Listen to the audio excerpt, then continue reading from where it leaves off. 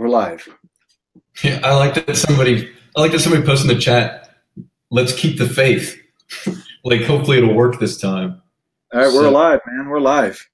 Yep, I'm monitoring the broadcast on another computer, and now I see it's coming through. So, all right, we're live. Okay, so for everyone that's in already, if you can hear us, let us know that you can hear my volume okay, and you can see my video, as well as Jason, say something real quick. Hello, testing. Hopefully we're good to go this time around here.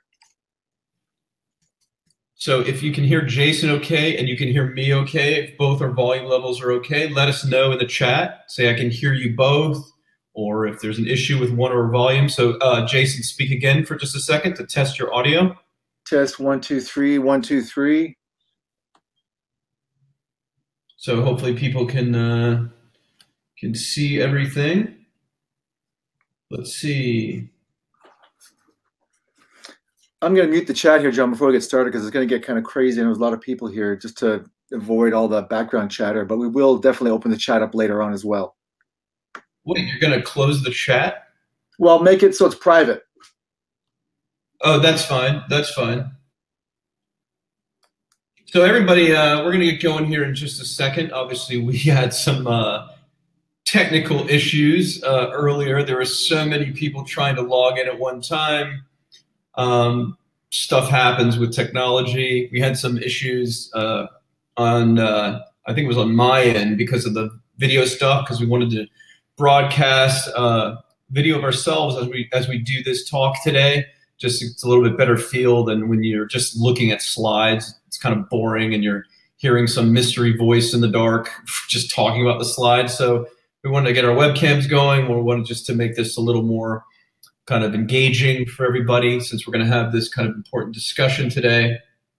We'll wait just a few more minutes and let some stragglers get on here late, just because before we get going, just because of the kind of the technical problems that that had occurred earlier. And I think some people are, they're now all working their way back for this new time. So let's see. So looking at some of the comments, people say we can hear us both. That's great. You can see us both loud and clear. Perfect. It just if you post them to the chat, everybody just say where you're from, just to see kind of where some people are from. We've got a bunch of people, hundreds of people already logged in. See somebody's from Ireland, somebody's from Sydney. We have people from the U.S., so people obviously from all over the world. And I don't even know what time it is in Australia right now, if it's in the middle of the early morning or night, or I can never keep these time zones straight as to what time it is around the world. But I want to thank everybody, obviously, for your patience with these, these technical issues, and then of course coming back.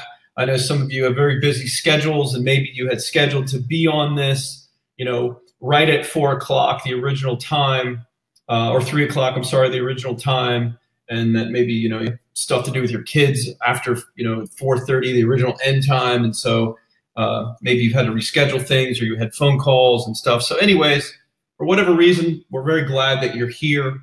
And we've got a lot of stuff to cover, so we're now like 5 minutes past start time. We're gonna go ahead and get started. If people join late, then that's their own problem. So in this presentation, in this kind of session today, we're gonna talk about traffic. I want to talk about a lot of things that you need to know about what's happening with digital marketing. Every time a new year starts, and we're coming up on a new year, it always reminds us, to make New Year's resolutions, to do some planning, to dream about maybe what we want to have differently, in the new year compared to, maybe what the year that just happened. So, we go through that. Well, as entrepreneurs and as business owners, every time we go into a new year, it's kind of a fresh start for opportunity, right? It's a fresh start for, kind of maybe being more productive, hopefully, than we were in the previous year, or maybe accomplishing things that we didn't get to do in the previous year. So let me ask you, there's going to be a little bit of an interactive session that we're going to go through. And by the way, get a notepad, get a pen, take some notes, because we're going to cover a lot of great content and talk about a lot of interesting concepts today in this traffic session, in this kind of open discussion about stuff for you and your business in 2018. So make some notes. This is actionable stuff. Otherwise, I wouldn't be wasting my time helping you with this. So in the chat, enter over there on the right-hand side of the interface where the chat is. Put yes or no if you reach your goals that you set for yourself, for you and your business for 2017, for this year. We're not quite done with the year. We have a couple weeks left. But if you're going to reach the goals that you set, like at the end of last year, before this year started, if you reached your goals for this year and accomplished what you thought you would or hoped you would, put yes in the chat room, type it in the chat, or put no if you didn't. So take a moment and do that real quick, because I'm curious, and I know what some of these answers are going to be. I know the spoiler to this, but I just want to just to see the chat to confirm it. Wow. Wow. So Jason, I'm not able to, oh, I'm sorry. I'm looking at the wrong dashboard here. I have another screen going. Okay, so look, no, nope, no, almost. There's a yes. There's a yes and no. One person said yes and no. No, didn't. No. Somebody else said yes. No. I mean, so look, it's like 90-some-5% no's. Now, that tells you a lot because, I mean, one, we're either dreaming too big and we fall short, or two, our budgeting and planning and expectations are unrealistic and don't work out. So that's common too.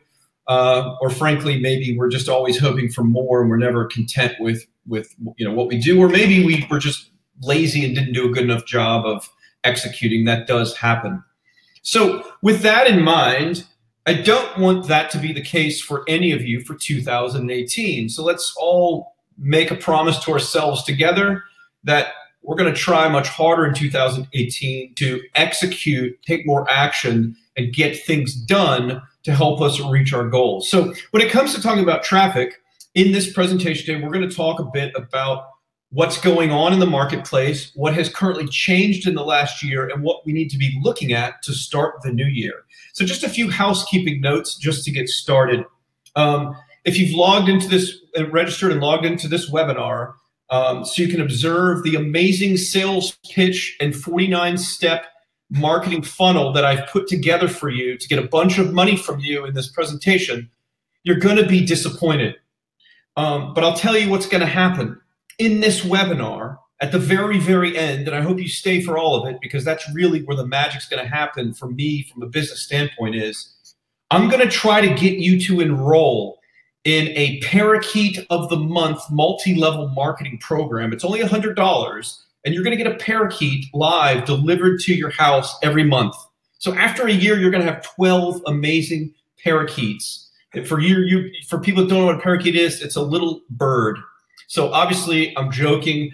This isn't about parakeets and those kind of offers and Bitcoin and stuff. Here's the reality. If you were logging on because you haven't heard from me lately, I've obviously been busy with a lot of projects in the last year or two. I've been doing other things. Here's a spoiler alert for you. I actually have nothing to sell you today. I don't even have anything that anyone can buy from me right now in my business-related projects and in my teaching business. For those of you that know me, that are from my list, I have 3 things basically in the works. I have a new podcast that came out a couple months ago. It's called The Wacky Mind of John Reese. You can go to iTunes right now and find it. There's like 6 episodes, about an hour long each. Just great free content. It can help you as an entrepreneur. The second thing is I'm building a software company many of you know about called Giru. The big 2.0 public launch and upgrade of that tool that my team's working on for over a year is going to happen in the first quarter, hopefully, of this coming year in 2018. As a company, we're really excited about it. And then the third thing that I have in the works, I'm teaching a class that'll be sometime next month online, all about online course publishing, because that's really my passion of helping people get into that kind of business. I think it's one of the best business models. But none of that stuff is available for me to sell you now. I would love for you to give me a bunch of money right now. If you want to put in the chat your PayPal, I can send you an invoice for whatever amount you want. But seriously, I don't have anything available at all. So unfortunately, that's the case for those of you wanting to give me a bunch of your money. But thank you. Jason, on the other hand, he doesn't have any products either being sold on a regular basis, but his company that mainly works with software and training for traffic stuff, he has one thing that he sells. That's the focus of his company right now. It's not available on a regular basis. I will have Jason talk about it a little bit. Mainly it's software that can help you get rankings and do some cool stuff with YouTube and help you get traffic. It's kind of go along with some of what we're talking about today.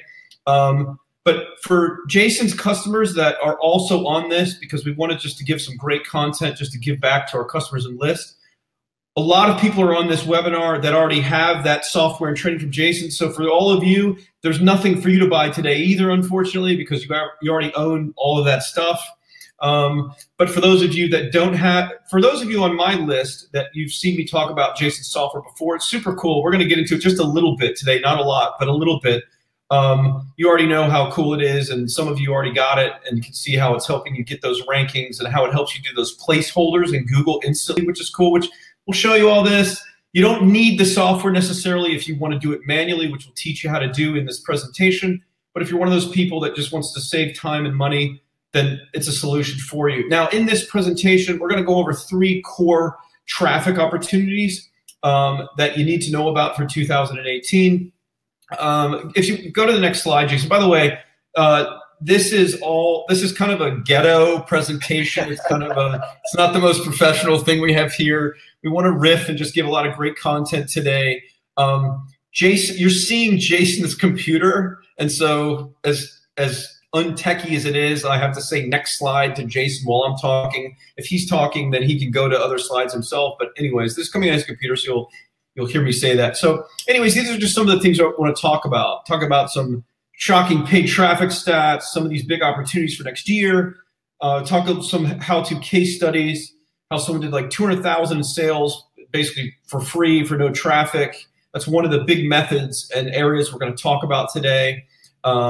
Just all kinds of stuff. You can read it on the screen yourself. How you can reach a 2 million audience for 15 bucks. Talk about Costco and why that matters now as an example for the internet. We're going to talk about different niches, products, traffic, keywords, yada, yada, yada. We have a lot of stuff to talk about today. So before I go any further, obviously, those of you coming off my list that probably already know who I am. You've heard the spiel, whatever. I've been in internet marketing I'm a dinosaur. I'm an old person in this industry. Many of you are the new generation. I'm the old generation. But I started in the mid-1990s. Yeah, way back when the dot-com boom started. And then I've just been tinkering and hacking with this stuff and figuring it out long before people even knew what funnels were and split testing and all that kind of stuff that we know today. People that start or grow a business today just can buy training, buy software, buy solutions, and get results very, very quickly. It wasn't like that when I started. We were kind of it was the Wild West. But Jason, I've known Jason for over 15 years. We met at an online marketing seminar over 15 years ago. And we both kind of have similar backgrounds. We're kind of computer nerds and geeks. We're hackers a bit. Jason's a software genius. He figures out opportunities, and then he's really good at developing technology and software to take advantage of it, to obviously save time, to make things scale, and obviously and actually to do things better than humans can usually do themselves. So he's dialed into that and how it relates to online business for using software technology. But anyways, we've been very close friends. Jason lives up in Toronto, Canada area. I'm currently living in Austin, Texas. And but we're good friends. We try to see each other, once a year or so, or a couple times a year if we can. I actually don't have a bunch of kids aside from a golden doodle who's like my child, who you may see running around here behind me at some point. His name is Warren. Jason, on the other hand, is maybe like many of you. He's in a different position with a bunch of kids. He has 4 kids, so he's managing a nice company. At the same time, he's dealing with the busyness of 4 kids. Anyways, Jason, do you want to add anything to all that? I've been kind of rambling myself a bit. And obviously now behind me, part of this office now is packed with Christmas presents. This is my home office, and it also becomes So I apologize for such random bits and packages around in the background. But no, let's dive into the content here. I'm looking at the chat. I see a lot of you are sending John love and want to give him your PayPal address, which is great. And I'm reading the chats here, and obviously I will interject if necessary. But I want to make sure that I'm pushing forward because we got a ton, as you see, our stuff to cover today. And obviously, those of you who join through my customer list and the subscriber list, you know about me. You heard John's story, and again, we're just John and I are kind of cut of the same cloth and been in this business for a long, long time, and want to put something together to give you some really good content to kind of get your brain fired up, get you thinking about how to get traffic in 2018, and really make this about as many strategies as we can pack into the next probably hour and a half at least, just to kind of let you know it's going to be a long call. There's a lot to cover here, and as I said, we really want to kind of start the year off with a blank slate. It's an exciting time. It's a fresh start, and let's get you thinking about some ways to drive traffic as we kind of turn the calendar over. So as John said, I can't emphasize enough to turn off all distractions, cell phones, get your notepad out, because there's a lot of stuff here a lot of aha moments, a lot of takeaways, a lot of items we want to jot down. So let's get rolling here, John. I mean, a lot to cover. We're on slide number 3 out of I don't know how many we got now, but we'll just keep cracking out here. Casey, just real quick on a technical note, I noticed when we were both kind of going back and forth, people were posting that there was a massive echo. So you and I need to, when we're not talking, we need to mute ourselves. Yeah, I just cranked my volume down to the lowest, so it's just I can barely even hear things now. So hopefully that'll help. Please let us know in the chat if that helps, because my volume is way low, so you shouldn't hear that echo anymore. Okay, well, your volume on my end was really high, so I just lowered that. So just as hearing aid, that might actually be a better idea. Yeah, but anyways, I'll try to mute myself, and you try to yeah, so I can see Robert and Kurt, Rafael, Gord. Everything sounds better with the echo. So so if you don't mind, John, I'm going to jump in here a little bit and talk a bit about. Go ahead and roll and talk what you're going to talk about. Go ahead. So obviously, let's be honest. Let's look back at 2015, 2016, 2017. Where we are right now. Especially earlier this year, a lot of folks are talking about Facebook, right? Yes, Facebook is a massive traffic source. Yes, we all spend way too much time on Facebook, a massive audience there, right? But I want to kind of look at, in the crystal ball, what's sort of been happening over 2017 and where the trends are going. Where is Facebook going? So we can prepare ourselves, right? Anytime you want to do battle, you have to know sort of what the enemy's doing, what moves they're making. I mean, obviously we're not fighting Facebook, but we kind of are in a way, because they want to take more of our money and we're trying to keep it in our pocket and get maximum value. So I want to talk about organic reach. I'll also talk about the cost of traffic, okay? And there's some random kind of stats I pulled up and graphs based upon the research I did before this this call today. And there's no secret that the free ride on Facebook is sort of on a steady downward spiral. As a matter of fact, and I put this on my email today. If you're on my list, you saw it. Just this morning when I logged into Facebook at 9 in the morning, there were 2 posts from friends of mine saying, hey, I know that Facebook is now limiting what I can see in my news feed. So please put a comment in the comment box if you see this message. I'm curious to see how many of my friends are actually seeing my post. And that's on a kind of personal level. I'm not talking on a business post or promoting products. So it's no secret that Facebook is messing with things and really trying to squeeze the amount of exposure we get with any kind of posting we do that's free. You can see it's been, just a downward spiral, and the stats aren't in for 2017, but as you can see, it's just continuing to be on a steady decline. Further evidence of that is I pulled this article up that I found a couple weeks ago. Facebook is testing now moving non-promoted posts out of news feeds in a trial. Well, I just told you this morning when those 2 friends of mine were posting saying, hey, is anybody seeing my stuff? Hello, is anybody reading my stuff? Please give me a comment so I know. So this is happening right now. And as you can see on the bottom, this is a move that could be catastrophic for publishers relying on the social network for their audience. Is the sky falling? Am I pulling a chicken little? No, I'm not. But again, as marketers, as business owners, we have to know sort of where things are going, right? So we can plan ourselves accordingly without thinking that this is the land of pixie dust and fairies and it's Facebook will continue just like it has been. Because obviously there's some big changes taking place, especially when you see articles like this, especially when you see your friends posting saying, hey, is anybody seeing this? Because I'm not getting any engagement, so it seems like I'm not, you're not seeing my post, that kind of thing. On the other end of the spectrum, obviously, Facebook shareholders have never been happier. They're making money hand over fist. Obviously, as you can see here, total revenue growth year after year is just increasing. Once again, these stats go back to Q2 2016. I'm sure the stats for this year in 2017 will be even higher revenue growth for Facebook. So clearly, Facebook free traffic on the decline, Facebook ad revenue on the incline, because obviously more and more people are hopping on the Facebook platform, more and more advertisers. That is jacking up the cost of Facebook traffic. No different than what happened, around probably 2007 in the land of AdWords, when all of a sudden quality score kicked in, your ads weren't getting approved, all of a sudden your ads were getting deleted, your click prices were going through the roof. And that's actually when I kind of stepped away from AdWords, because I was making great money with some niche products. I said, you know what, I just, this isn't my main business, so I don't want to deal with all this nonsense, and also ultra competing with people who, just driving the cost of clicks way up. So I can't do that. Jason, can I interject here just for me, that was my exit. And same thing's happening with Facebook now that we see, which is sort of not a total surprise, because obviously everything evolves online. Any new traffic source evolves, and the same thing will happen as Instagram evolves or as Snapchat evolves, and obviously the advertising platforms become more mature. The same thing is going to happen. It's very, very cyclical, and it shouldn't be a surprise to us as online marketers, right? So to give you a snapshot, here is some Facebook. I'm not hating on Facebook. I do still run Facebook traffic. Don't think this is like raining on the Facebook parade. Nothing we say here is meant to strong arm you or to say that our word is gospel. It's just to open your eyes and give you some ideas, right, about things you should be thinking about. So I was doing a retargeting ad on a promotion I did last week. Obviously, the reach isn't huge because the retargeting list wasn't massive.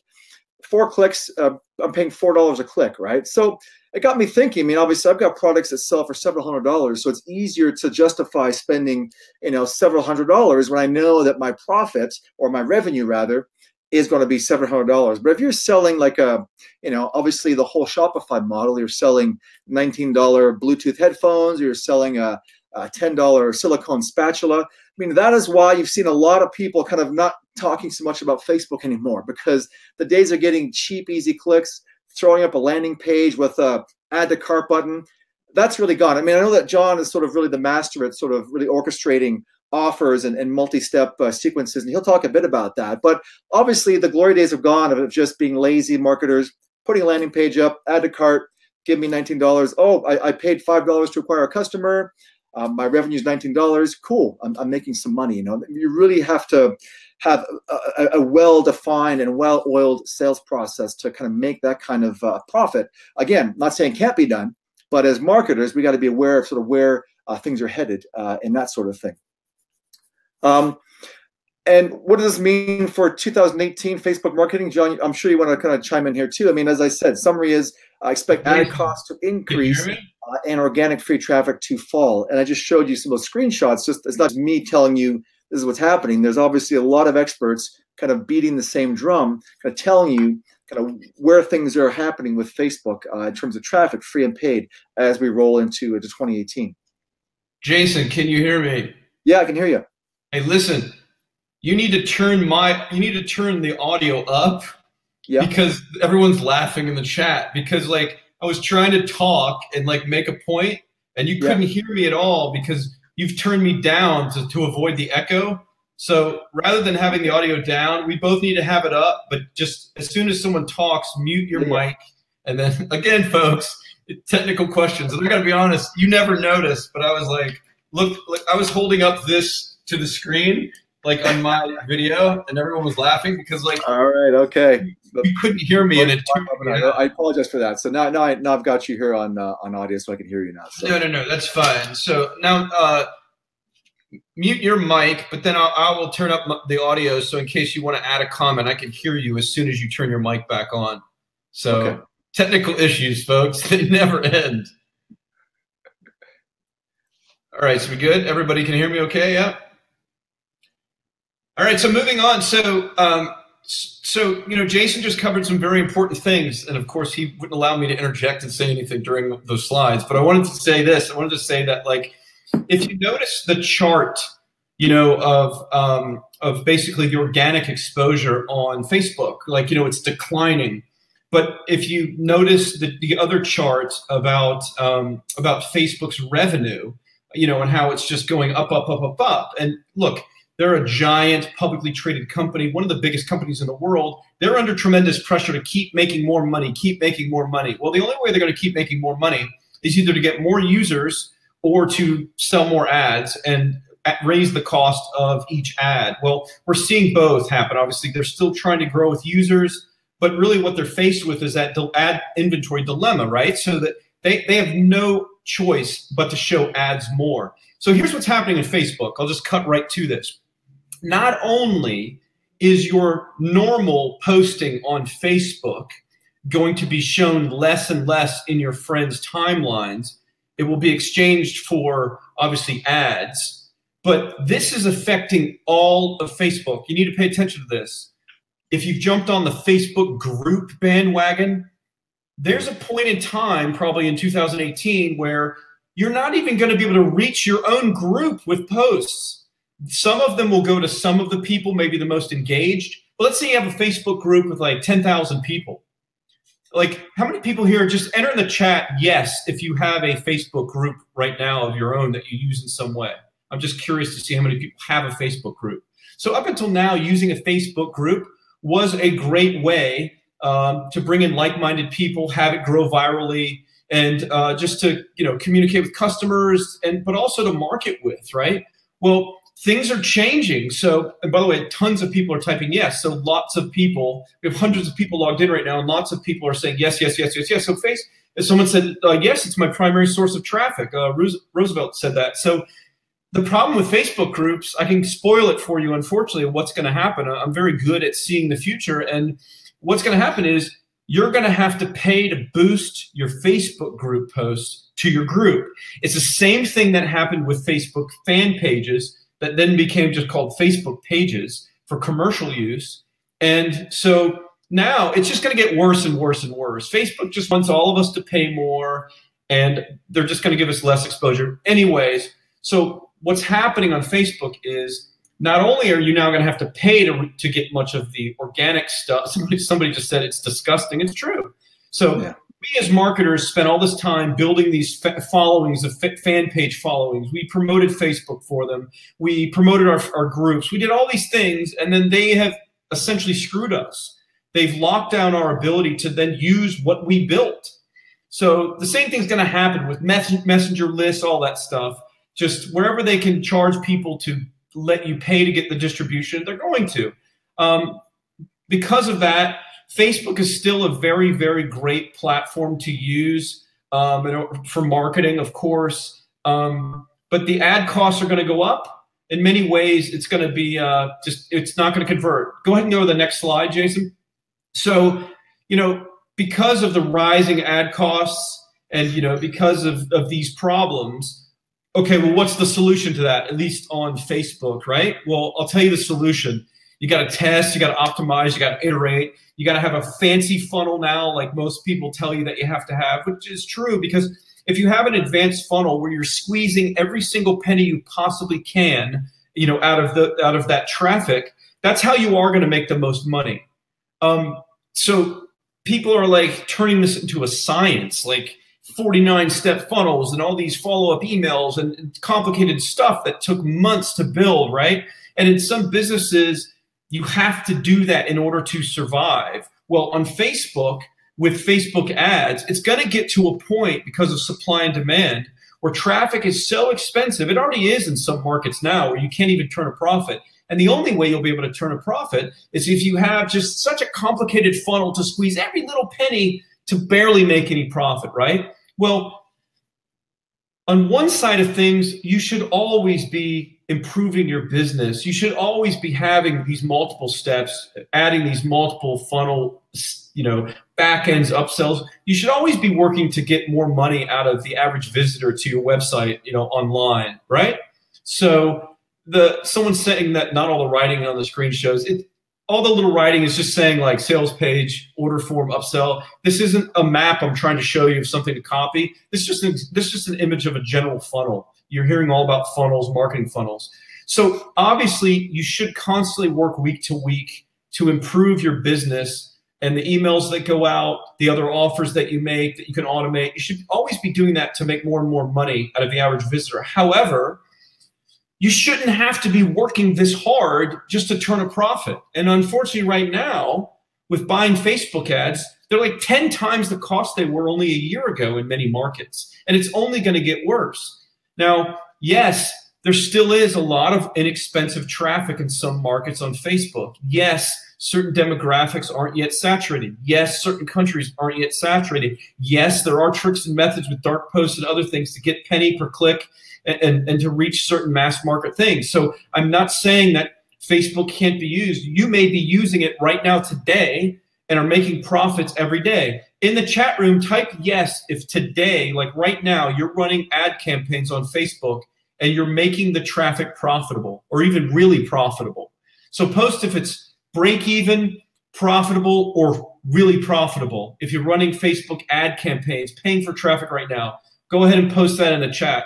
So what's going to happen though is, unfortunately, it's going to get harder and harder to turn that stuff into a profit with rising costs. And the only way that people are so in the chat, some people are saying no, a few people are saying yes, a couple people are saying really profitable, really profitable. Well, if you are really profitable, hitting the ground running for next year and even now to the rest of the year, you need to hammer that as hard as you possibly can. Spend as much money as you possibly can now to make as much profit as you can, because I'm telling you, the sad reality of all this is through 2018 towards the end, you may not be profitable anymore. Like someone else posted break even. So people that are barely profitable by the end of 2018, buying the same ad campaigns on Facebook will become break even or unprofitable.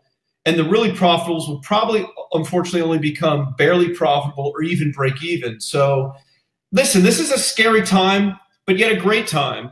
But my last point here, and we're going to move on, is right now you really have to have everything dialed in most markets to make a profit on Facebook. If you don't, you stand no chance in the future. But we're going to talk about, for the rest of this presentation and some of these ideas, about ways for you to generate lots of profitable traffic where you don't even need an advanced funnel. If you have one, that's even better. You'll squeeze more money out of that traffic. But we're going to talk about ways that are just wide open right now for you to generate a lot of profitable, highly profitable traffic. That is the real opportunity for next year and beyond. So next slide.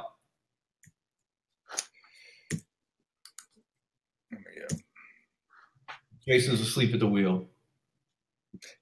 So and somebody asked if this is live, by the way, in the chat. This is live. I mean, obviously we had a bit of a false start with the issues and the technical problems we had, but this is live and we're late because of that. So yes, you don't make this stuff up, people. No, so okay, so where are the best traffic opportunities for 2018? So for the rest of the presentation, we're going to talk about 3 big ideas that we want you to know about. So go ahead to the next slide. Jason, do you want to talk about this one a little bit, or you want me to? I can take it. I can take it. I mean, if you're paying attention, people are just starting to really talk about, tapping into social media influencers. I mean, let's be honest. We all hear about these kids on YouTube. We all hear about this, some girl who does makeup videos or does makeup pictures, and now she has like, a million people following her on Instagram. We hear about all these stories, and you can't ignore it. The Kardashians kind of were, whether you hate them or love them, they did really kind of pioneer a lot of this, curiosity and us following people and wanting to kind of, get into their world and see what they're wearing and what they're doing and that kind of thing. And that's not going to go away anytime soon. So we can ignore it and kind of say, well, you know what, I'm not into that. Or we can say, as marketers and smart business owners, how can we tap into that and embrace it, acknowledge it? Again, see where things are going, see where audiences are going, and the way the market is shifting, and hopefully be one step ahead of them, right? And obviously, there's various ways to tap into social media influencers. And look, and here's the thing. Many of you today may not have a massive email list. I certainly didn't, and John didn't when we got started online. You may not have a massive Facebook following, or as John said, that may not even be a big deal, because obviously you're not getting the reach of that audience, or with Facebook groups. And you may not have that much of an ad budget. So we're going to give you some strategies on how to really just put a bit of hustle, a bit of, a bit of work involved, and make things happen without having this a massive budget. If you do have a bit of money to spend, that's great. but not everyone here can, pull out a check for $1,000 and buy traffic or what have you. So we're putting these slides together. I was really excited about sharing with you some of the trends that we're seeing, some of the things that are just starting to kind of crack open right now in terms of tapping into and piggybacking off of other dominant players in your niche, in your industry, or who are actually in front of your ideal target market. Maybe it's just women who are, over 40 years of age. You can target those people. There's obviously social media influencers who have that audience, and they'll let you kind of tap into that audience if you kind of play your cards right. And we'll give you some examples and some case studies, which is we're going to cover next year.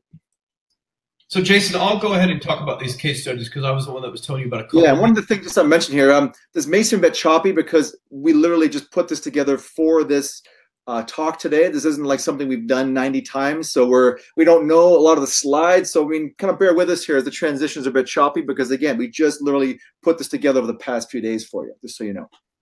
So I'll talk about a few of these real quick. So if you've been on Instagram and it's interesting that Instagram is just exploding as this great traffic source.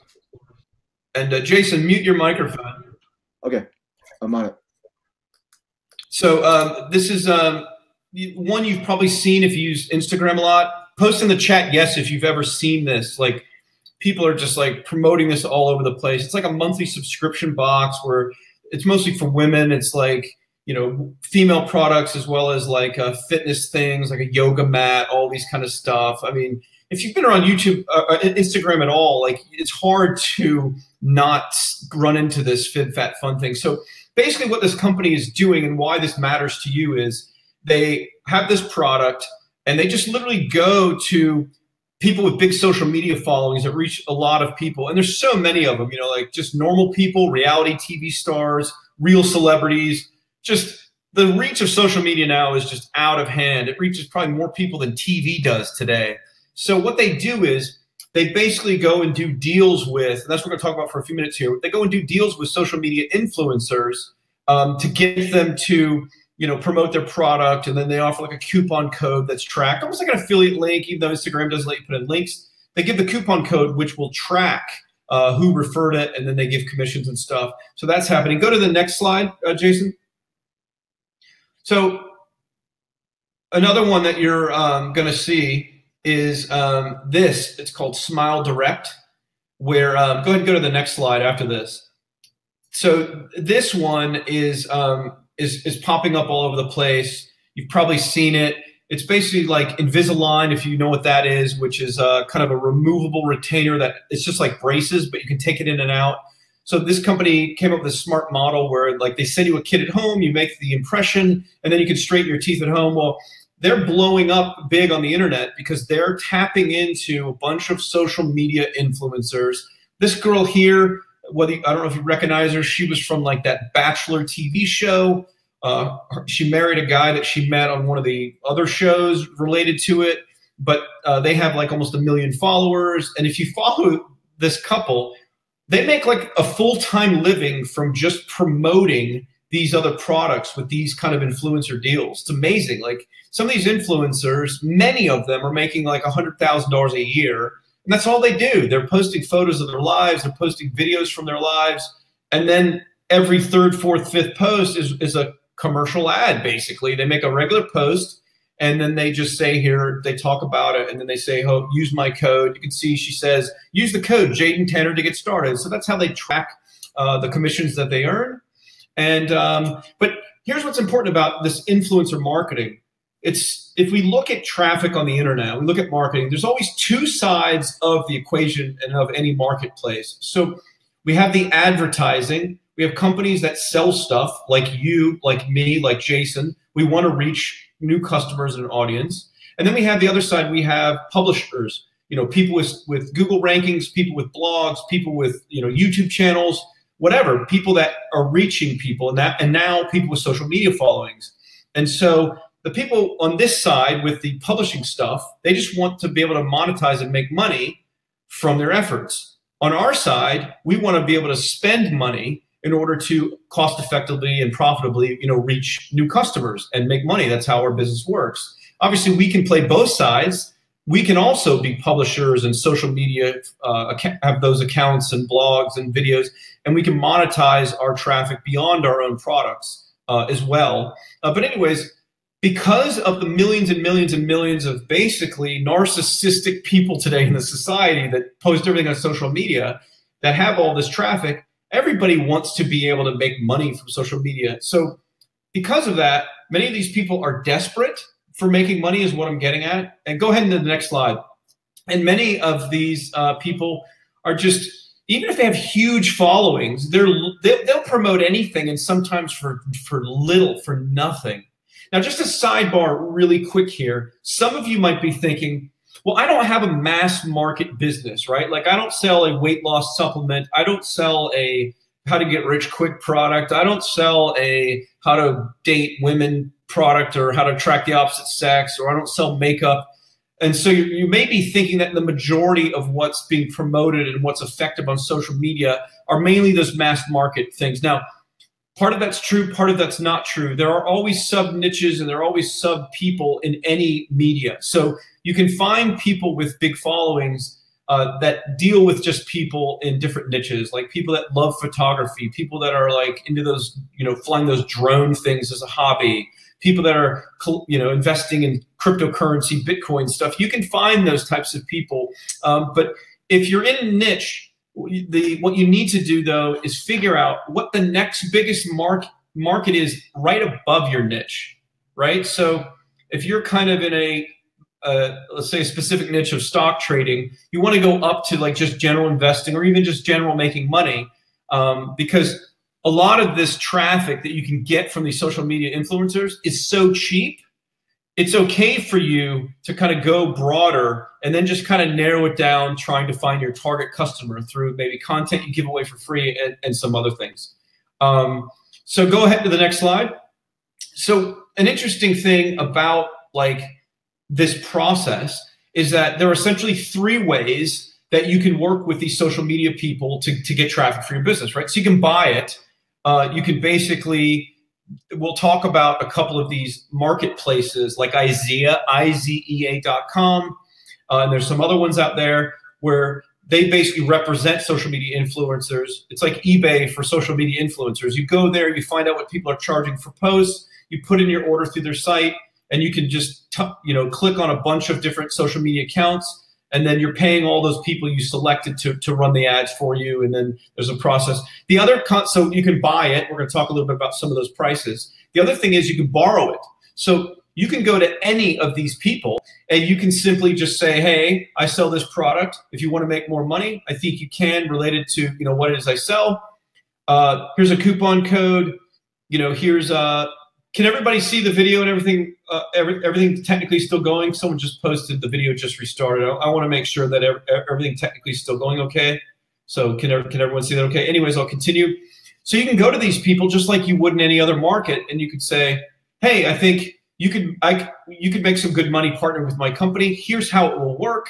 Make some posts about me. I'll give you a coupon code for every sale that you generate. Here's what I'll pay you. So instead of that category number 1, the buy, where you're just flat out paying for the ad regardless of the performance, the second category here is you could just go and make these relationships with people. Now, let's talk about how you can find these people. It's real easy. Instagram especially, which is the hot place for social media influence and tons of traffic and tons of even profitable traffic.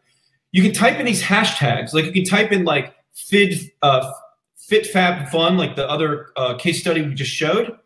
Go back, Jason, the slide. And so if you look at some of these, like look, Smile Direct Club, that's a hashtag that they make their affiliate partners or their paid promoters use. So if you do a search for that hashtag in the Instagram, it shows you everybody that's ever posted that hashtag. Well, guess what? Very important point here. Make a note of this. In order to get what it is that you want and to find people that you want for certain types of traffic or deals, the shortcut to that is to find people already doing what it is that you want them to do. So if you want to do affiliate deals with people, find people already doing affiliate deals with other people. You don't want to have to educate them or sell them, right? Then it becomes a no-brainer. So go to these Smile Direct people, these hashtag people, and now you have found all of their affiliates. There's, look, 4,000 posts. The FitFat has 8,000 posts. You can find just tons of these people that are willing to, promote other people's products. Contact them directly. Ask them, if they'd be interested in doing an affiliate deal. If they won't, then ask them what they charge, and then you move on from there. It's very simple. Go ahead to 2 slides up, Jason. So it's really easy to find people. Actually, stay on this slide real quick. So the last one is the free category.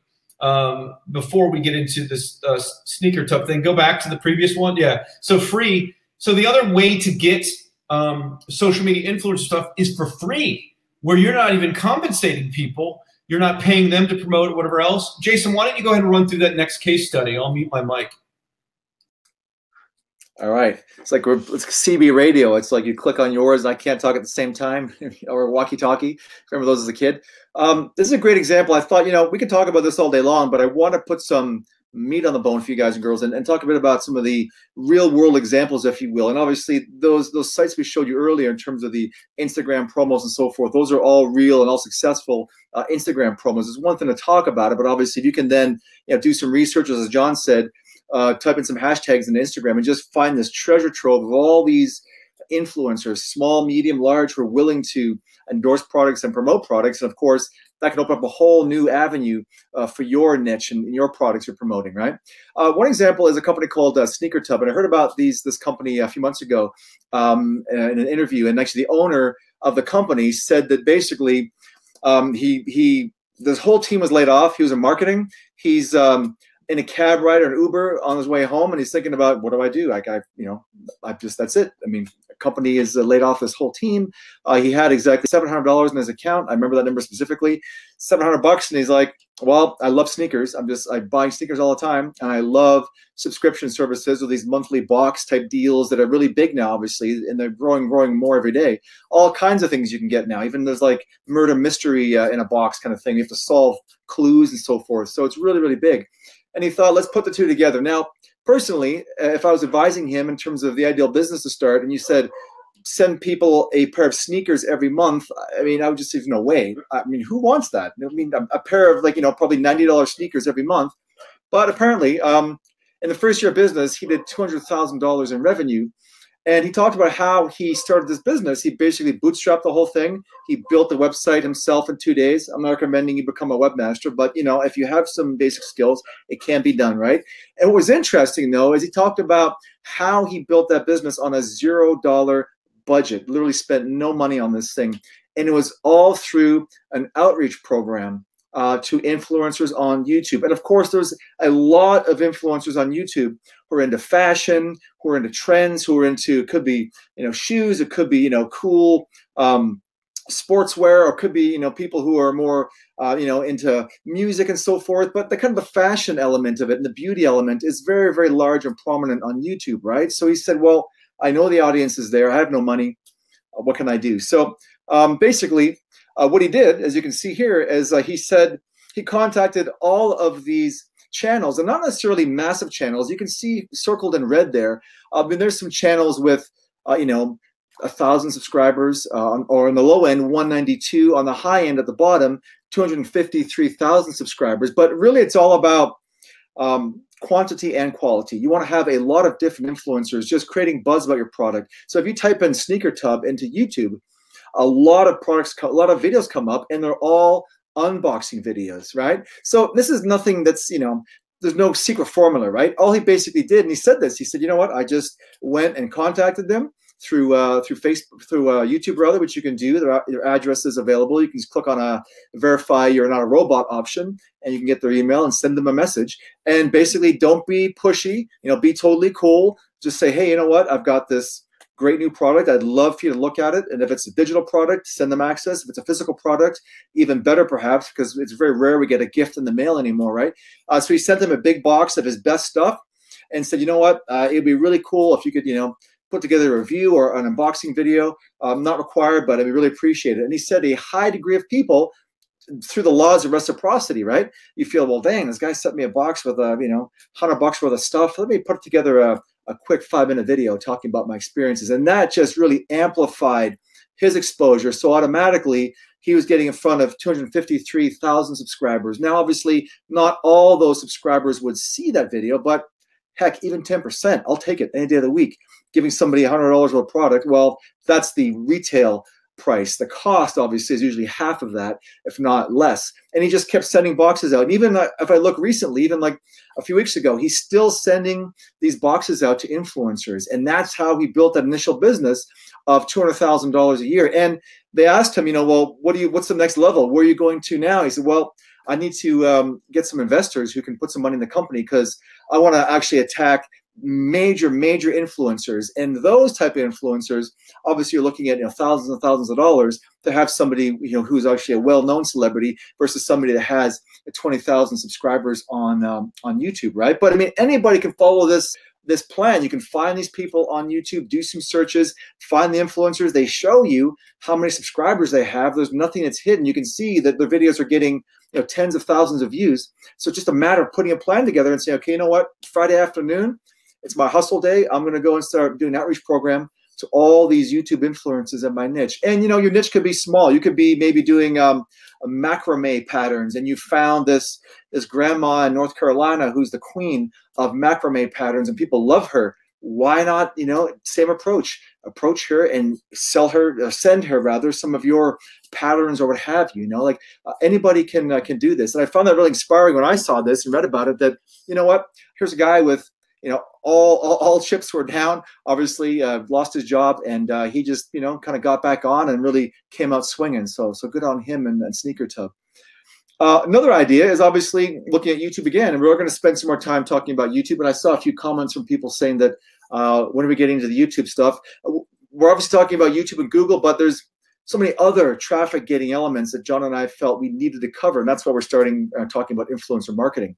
Obviously, go to YouTube and type in, or a little bit of a trick and a hack to get really great keywords from YouTube is typing your main keyword and then space A, space B. So for example, if I put, sneakers, space F, you notice in YouTube it drops down a list of these keywords. Well, very important, take note of this. That list is not random. It's not this just random collection of keywords. What YouTube is telling you that if somebody's typing sneakers space F and YouTube's trying to read your mind, right, to know, okay, I think you're searching on sneakers for winter, sneakers full movie, sneakers for women. Well, from the top to the bottom, okay, in kind of a descending order, the top keyword, sneakers for winter, is the most highly searched, high volume, high traffic keyword related to sneakers and then space F. So if you go through the exercise and type in sneakers space A and then the top 4 or 5 keywords, jot those down. Sneakers space B, find the top 4 or 5, even 3 if you're lazy, grab those and jot them down. And what you're going to have actually is a keyword basket of all the most highly relevant, high traffic keywords that YouTube has. And this information that's given to you for free. It's all available within the YouTube search bar, right? Now, there's ways to get the data quicker. I'll talk about later on. But for now, though, forget about any keyword tool. They charge you, $97 a month.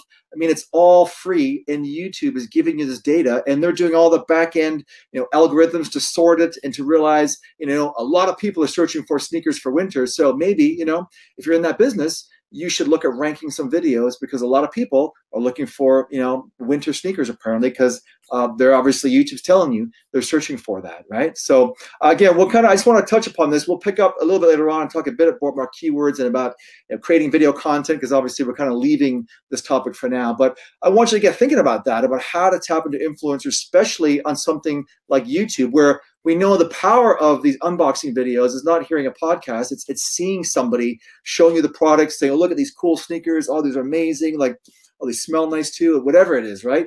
You get that full experience. And some people obviously like watching those type of videos, review videos, how-to videos, a video that's showing a demo of a product. It could be a software. It could be a portable air conditioner. All these kind of products. That's why we gravitate towards YouTube, right? And why YouTube is such a great source of information and a great source of prospects and sales for you as well.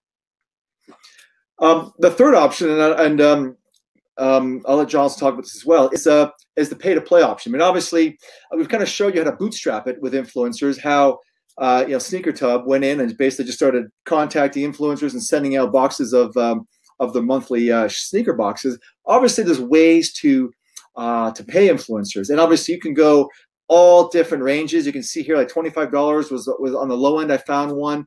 There's some who are lower than that. On the high end, you can see here 10 million followers for $600. And the cool thing is a lot of these sites, or just using YouTube as well, you can really dial in your niche. Let's be honest. Maybe you're selling an organic baby blanket, for argument's sake. Well, do you really think that millennials who are into Drake and all kinds of rap music are really looking at that point in time for organic cotton baby blankets, for example? Probably not, right? I mean, you got to kind of just really narrow it down and say, well, maybe it's moms, maybe it's new moms, maybe it's Instagram channels where they focus on new moms or they focus on pregnancy. So you can really kind of dial that in. And in many cases, there may only be a few thousand followers, but it's so laser targeted that you're not trying to use a shotgun to be all things to all people. Does that make sense? So don't be kind of allured when you see, oh, 2 million followers. Oh my gosh, I can only imagine having my message in front of 2 million followers. That does not mean that that's going to equate to a ton of clicks and sales and that sort of thing, right? So shoutcart.one. Yeah, go ahead, John. Yeah, mute your mic real quick. I want to talk about this real quick. So what we're seeing here are this is these prices change all the time.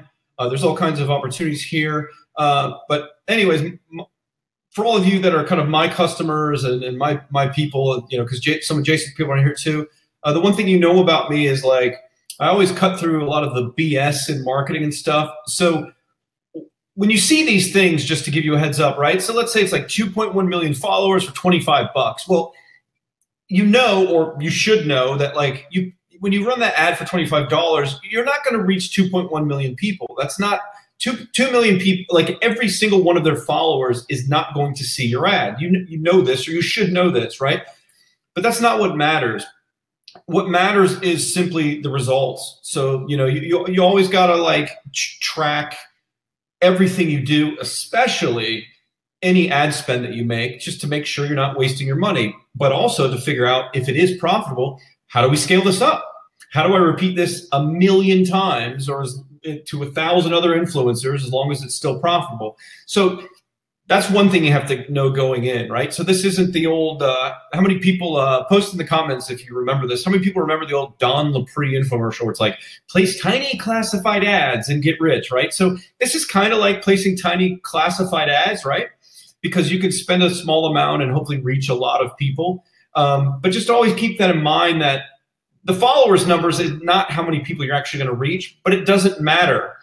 As anything you want to test, you may find someone that has 200,000 followers, like the Cute Cat Kittens thing for $10, and that may get you more traffic and orders than the $600 one. It just, audiences are different. Some people buy fake followers. Usually most of these are legitimate, the ones in these marketplaces, but there can be a lot of bogus followers or followers that aren't very active. Just the last comment on that, you can do your due diligence with some of these accounts. You can go and look at their most recent posts, see how many likes or comments or engagement they're happening per post compared to their numbers. Like you can create an algorithm and you could divide that and kind of figure out that kind of engagement ratio. If you take the number of followers and then divide that by the number of people actually interacting, because you may find that somebody with 200,000 followers gets more people to interact with every post than the 2 million person. So then the $10 versus 25 is a really good deal. Go ahead to the next slide. So anyways, you can do these deals by buying these ads really cheap. And so it's a cheap way to roll things out and test. Here's some other recent prices taken from today from one of these sites. And we can talk more about some of these social media platforms. We can go and buy these ads. But look at these things, like $10, $15, $60, $70 to reach 22 million followers versus $20 to reach 24,000 followers. It seems like the $70 deal is much better. It's 100 times more people. But then again, if you see that the guy for $20, his Instagram name is Insta Good Food. So he's doing like foodie recipe cooking type probably content.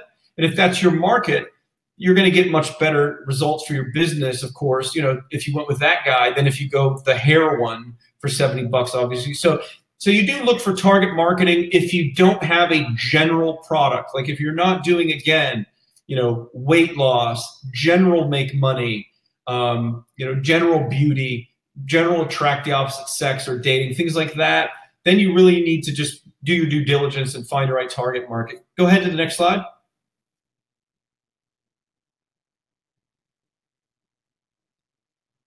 So anyways, you get what you pay for, right? So top influencers, and again, testing is critical because one person with 7 million followers isn't necessarily going to produce the same as somebody with 7 million, which we just covered. You could have someone with much less, you know, that could produce much more. But anyways, we're not going to spend a lot of time on this slide. You can see that the prices are different for things, but you can see, look, average cost per post, you know, 32 grand. Right? Some of these social media people and celebrities are making a fortune because people want to reach their audiences.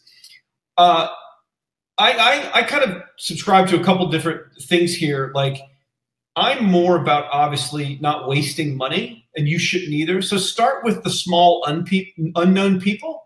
Test for $10, for $20, for $30. You know, if you have some kind of mass market thing and you start getting traction, work your way up before you drop, you know, if you have the budget, 10 grand for a celebrity post, you know, because you want to make sure your offer is profitable on Instagram. So go ahead to the next slide there.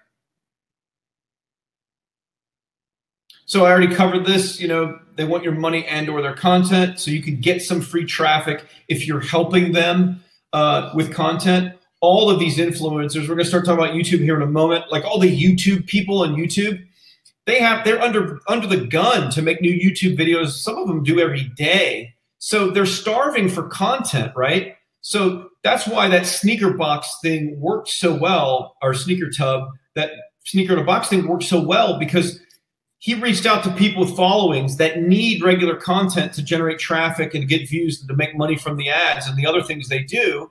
And so they were happy to do an unboxing of like a shoe thing for free because that gave them content because they need to keep posting content. So hopefully you can connect those dots.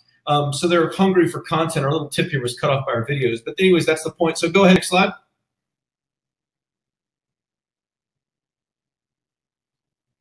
So let's talk, now we're going to shift into talking about YouTube. So if you haven't been paying attention, if you've been living in a cave or under a rock, or have only been binging Netflix, Stranger Things Season 2, and a bunch of other, The Crown and all these other things, and you've been away from the news, YouTube has absolutely taken over marketing in many ways. In video, we're going to talk a bit about some of the stats behind it. And this is probably the biggest takeaway for you of this presentation. If you don't already realize it, and you're really going to realize it in 2018 and how it affects your business, video is becoming everything. Maybe you've already seen that by now with Facebook Live and YouTube Live, and Instagram does video, and Twitter even does video now you can upload, and Instagram lets you upload video. Video. If your business is not doing video, you're dead, because everything is about to change, right? It used to be about blog posts and articles and text, the internet and getting traffic, and you still can with that stuff, but that's going to become less and less for organic traffic generation. So I'm about to tell you what you need to know and be doing for this year. Now, I know what you might be thinking, though. I don't want to be on video. I don't want to be a video personality. You know what? Here's what's funny. I don't either. How many videos do you see me put out? I'm not Gary Vaynerchuk. I'm not like on video all the time, and for any of my businesses, let alone my teaching business. So here's the thing you have to understand right away before you start thinking, well, I don't want to be on video. You don't have to be on video. We're going to talk about a bunch of techniques that we're going to talk about it right now today that you can use to have other people making videos for you. You don't even have to have anything to do with it, but it can generate your business thousands upon thousands, if potentially not millions of visitors into your funnels, into your websites. And why this is all important, I want to say this real quick to get the gravity of this. If you have your own business and you sell your own products and services, you have to pay attention to this. But where you really need to pay attention to this is if you have a marketing agency or you're some kind of marketing consultant where people pay you to manage like their social media, or people pay you to manage their Facebook campaigns, or people pay you to manage like any of their traffic or helping them with their marketing, which is a huge opportunity today, being running a marketing agency or being a consultant. So many of you probably are doing that. Well, you really need to pay attention to this stuff, because in a year from now, when the normal textual stuff isn't working as well, you're going to be probably dead in the water, or at least have your business really harmed for your clients, because that stuff is all changing in a dramatic way. So pay close attention to the rest of what we're going to cover. So let's talk about YouTube. How absolutely, pardon my French, ape shit crazy is it now that there are single people on YouTube where all they're doing is making YouTube videos, and they're now, this number grows every year. This guy you see on the photo here with his arms out, and he's holding a game controller, that guy estimated made $16 million this year in 2017. $16 million that one young guy made himself, all from making videos on YouTube. And if you haven't realized it yet, we have reached a breaking point in internet video. It's surpassed TV. All the new generation of kids, Jason can even tell you, I was at his house recently this year. All those kids, they get home from school, they all sit on their phones or iPads and they watch YouTube videos. So that demographic, if you do anything with kids, you got to be all into YouTube. But even beyond kids, which we will talk about, every market and niche is now on YouTube. If you're, someone said, even for an SEO agency, absolutely. If you run an SEO agency and you're not doing YouTube optimization, your business, you're going to be out of business in a year from now or more. Like as this all is evolving, you have to be able to do both video optimization and just normal textual optimization. And we're about to tell you how you can do both at the same time, just with video. It's a secret we're going to share anyways. We'll get to it. So anyways, this is critical. There are now these YouTube stars, these are media influencers, and who cares about all the social media influencing? It's just the fact that there are now many people on YouTube alone that are making over 10 million a year just on YouTube. It's insane. And it's just growing and growing and growing. So traffic in all areas of YouTube for all keywords, like Jason was talking about, the key, obviously we know this from SEO. Keywords is all where the money is. We're going to talk more about how to get those keywords right. But anyways, this is the future. Everything is video now. Again, you don't have to be on video if you ever want to. And in fact, you can get, listen to this one, you can get millions of visitors into your business through video where no person is actually on the video. Video content isn't only what we call live action with, like, you can see my little webcam here, I'm on video, yay, and Jason's on video. This is live action talking head video.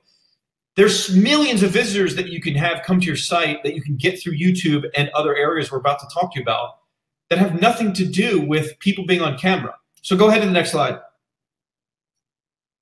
So we're going to talk a little bit about YouTube marketing. Jason, you want to talk about this a bit? So just to preference this, Jason is my go-to guy for YouTube marketing. Like, I know a lot about traffic, as many people know. I did Traffic Secrets. I teach kind of a broad curriculum on traffic itself. But I don't know anybody that knows YouTube as well as this guy that's on this presentation with us right now, and Jason.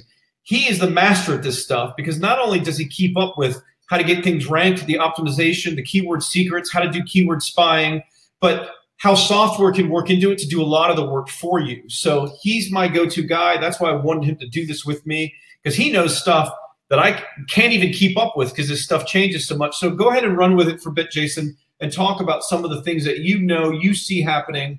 And then we'll resume talking about how videos themselves outside of YouTube and everything Jason's about to talk to you about is what you have to know about videos. Well, and by the way, let me just give you a spoiler alert here. You can create one video in your business or outsource cheaply to have someone else make it. You don't just get the benefit of putting it on YouTube. I'm giving away this secret, Jason. I hope you don't mind that we're going to talk about it, but I want to tell everybody about this now. You don't just get the benefit of it on YouTube. You get it on, you can then use the video on Facebook, Snapchat, Instagram, Twitter. remember textual content, how they did the duplicate content penalty, where if you put your article on other pages, other websites that you owned or other pages, Google would penalize them and not rank them and get you traffic? Guess what? They can't do that with video. So the video you put on YouTube one time that can get you rankings and traffic every day, maybe for years, you can also put that on Facebook.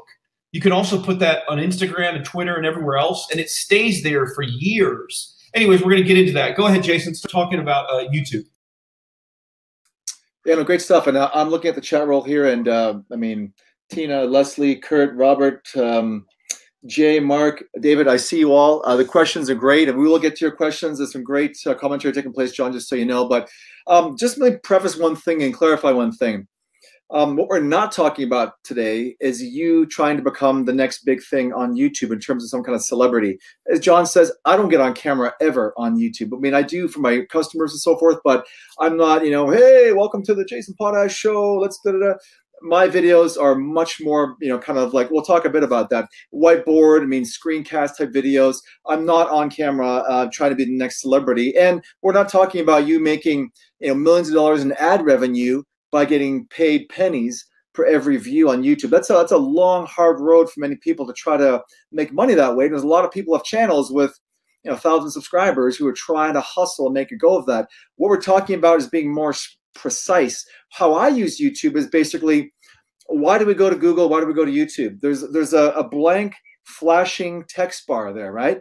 And Google's like, tell me, what do you need? What do you want? What questions do you need? What knowledge do you want? I mean, what facts, figures do you need right now? And that's when you type in, you know, score from last night's Bucks game, or you type in, you know, Britney Spears, hit me baby one more time, video, whatever it is you want to see. Or you have more questions like, you know, how to save a struggling marriage, more, you know, important and pressing issues. But all these things, we go to YouTube and we go to Google for information. So what I do as a marketer, I encourage you to do as well, is don't worry about being some kind of a major influencer or making $1 million in ad revenue.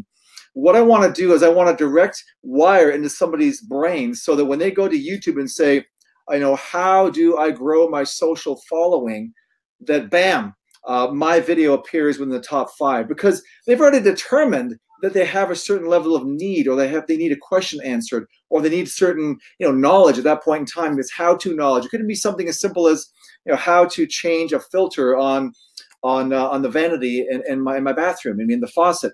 I mean, whatever it is, you want to make sure you get in front of them, because the thing is, they're coming to you, right? They're searching and they're coming to you saying, hey, I need help saving my marriage. Well, I don't need help saving my marriage, but you get the point. I need help saving my marriage. YouTube, you know, please give me some tips, give me some strategies, or whatever it is. It's not like you're putting an ad in front of their face saying, hey, marriage on the rocks, wife going to leave you? Is the pool boy spending too much time in the backyard when you're not home?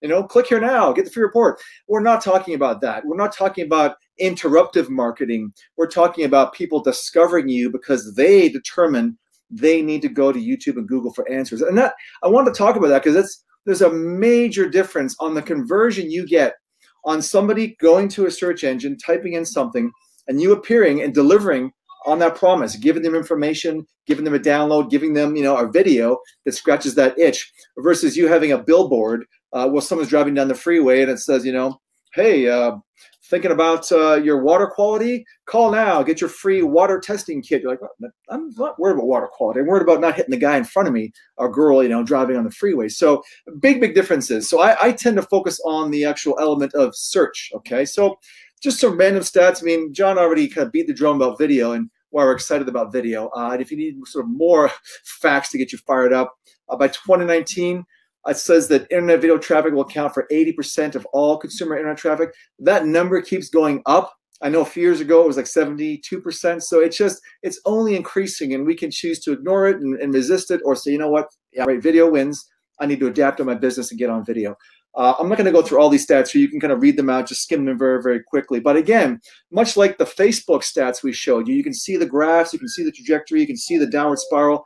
The same thing's happening with video, right? And we can kind of see the crystal ball in the 2018 that there's not going to be less video, there's going to be more video. And as your competitors are flying by you, you need to kind of get on the train and say, well, I got to put a video strategy together. So hopefully we'll give you some ideas over the next few minutes to kind of get those pieces in place so you can at least start to put the wheels in motion now, or the worst case scenario, January the 5th, when you're back in the office, and just start using more videos. So why video and why YouTube? Well, I mean, John kind of covered a bit of this. I won't repeat it, but quickly, I mean, if you talk to marketers who are even spending big money, or they're really kind of have thriving businesses, a lot of them are saying, you know what, I'm just really all in on YouTube. When I say best bang for the buck, I mean, sure, it takes a bit of money sometimes to kind of get rolling on YouTube, or you can bootstrap it, or you can advertise on YouTube. But the bottom line is the audience is there, right? And the platform is such that people are engaged. They want information. The nature of video is that they're not just reading an article and clicking close. I mean, obviously we've become a society of video watchers, and that's why binge watching on Netflix is so huge, and that's why people like to consume bite-sized pieces of content. And the preferred medium as we move forward clearly is becoming a more and more video, as opposed to getting more PDFs or getting text or that kind of thing. So it's a couple of kind of facts I want to kind of rip through, and then we'll kind of get into some more tactics about you getting results on YouTube. And also, there's a really cool kind of amplification effect that I won't kind of spoil it like John did earlier, but no, we'll talk about that later in terms of actually how to go the next level beyond YouTube. So easier to get traffic. I mean, I've been involved in search engine marketing since I got online in the year 2000. Did a lot with article marketing, blog syndication, all that kind of stuff. And by far, video is the easiest way I've ever seen to get traffic. And as I'll show you in a few minutes, the results can be instant. Web pages ranking on Google, blogs, not so much. I mean, it's taking longer and longer to get your stuff to even show up on page 5 of Google, not to mention trying to get on page 1. Not the case with video, okay? Longevity. YouTube videos don't get buried in 10 minutes on Facebook or Instagram, right? I mean, John already talked about the no duplicate content, so I won't talk about that. That was more of a reminder for us to talk about it. But the thing is, on Facebook, right? You basically post something, and then it's on the top of somebody's news feed, and then it gets, kind of piled on with funny jokes, videos of Trump, or the latest dancing cat video, or whatever it is, or some music group. I mean, it's just this cluster of, it's almost like a landfill of just stuff being piled on top. So if you post something, your video may get some views. You're hoping it gets shared and passed around. But again, how many videos actually go viral, right? And can you really fake that in your business and make a video about, project management software? Can that really go viral? Maybe, probably not, though. It's not as exciting as somebody, falling off a bicycle into a pool of mud, for argument's sake, right? So it's a longevity factor. When I create videos, I know they're going to stick within the YouTube search engine. I know they're going to stick within the Google search engine, and they're not going to vanish within hours after I go through the work, right? It's that longevity factor. Also, as I mentioned earlier, people prefer video, so why resist it? Kind of embrace it and roll with it. And it's easier than ever before to create video. And as John mentioned a bit earlier, we're kind of going a little bit back and forth here. You don't have to be on camera. As a matter of fact, and this is a big takeaway, and this has been backed up by many experts, not just myself, the most important part of the video, it's not how handsome or pretty you are, or how great the quality of the picture is, or if you've got this amazing backdrop and set. It's all about it's about the words. It's about the script. It's about what you say, okay, and how you say it. People are really locked into the verbiage, to the audio of a video, and the quality of the video and how fancy the slides are, it really is secondary. And again, that's not just me telling you from my experience. That's been tested and has been also mentioned by many video experts that I follow. So it's the script. It's what you have written down, the words that you read on the video. And we'll talk a bit about how to create videos on the cheap in a minute, but just kind of breathe a sigh of relief knowing that you don't have to, like we're doing, be on live camera, staring at a screen, trying not to, pick your nose or anything or look funny. Not even a factor. And as John said, we rarely get on live video or create live videos for any type of marketing that we do. So kind of the same goes for you, right? So just some quick ideas to get you started. Obviously, we've got any kind of live action video, which we're doing here, sort of a live broadcast. Obviously, this is more sort of a live stream, if you will.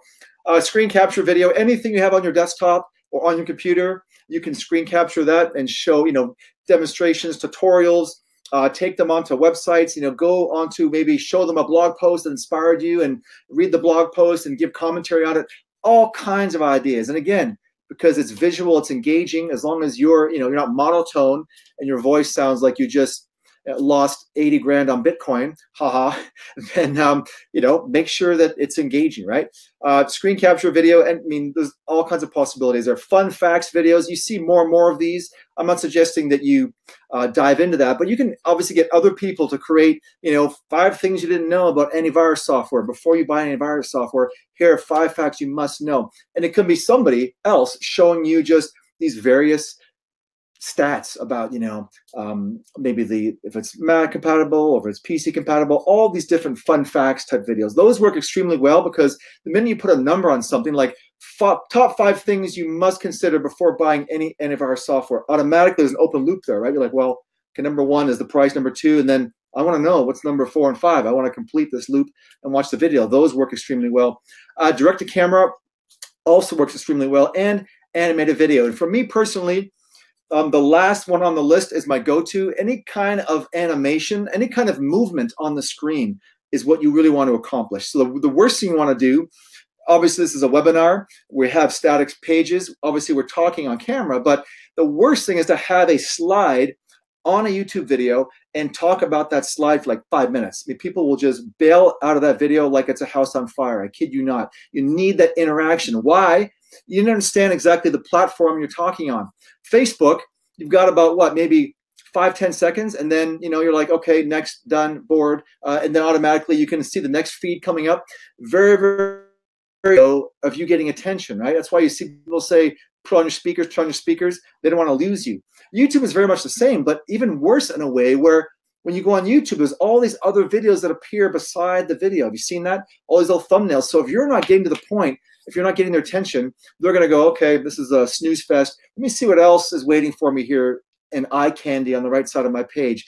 So any kind of animation is important. And I use very much screen capture videos, like Camtasia videos. Also do a lot of animated videos where just it could even be simply some text moving on the screen, or maybe the image of somebody maybe doing the victory pose. Maybe that kind of swoops in. You know what I mean? There's movement, there's excitement, there's anticipation, and of course the audio and the words are perfectly matched to that, where I've got the script locked down, and as you're watching the video, it's engaging you visually as well as the words you're hearing. So I hope that kind of makes sense. But again, don't be stressed out about doing direct to camera or being on face, kind of time. You don't have to. Can you hear me? Can I add something? Whiteboard, screen capture, animated videos. Those are still my go-to videos that I use for the majority of the businesses I promote. I'm in way too many niches to even mention, too many niches even than I should be, but I just love testing this stuff. And those animated videos work extremely well. And of course, John being the master of outsourcing can maybe touch about that a little bit more, but you can outsource this all. And I'm not in my little workshop hammering out videos all day long. It's quite the contrary. I have a very set number of outsourcers I use, and I know exactly what the strengths are, what the weaknesses are, and I give them projects. And then as long as I kind of tell them, here's what I need, I would gladly exchange, pennies for dollars any day of the week. And this stuff is cheap, cheap, cheap. We're not talking about spending, $50, $100 for a video. In many cases, $15, $20. Jason. Yeah. Can you hear me, Jason? I hear you, man. Let me mute myself as you jump on here. I was unmuting.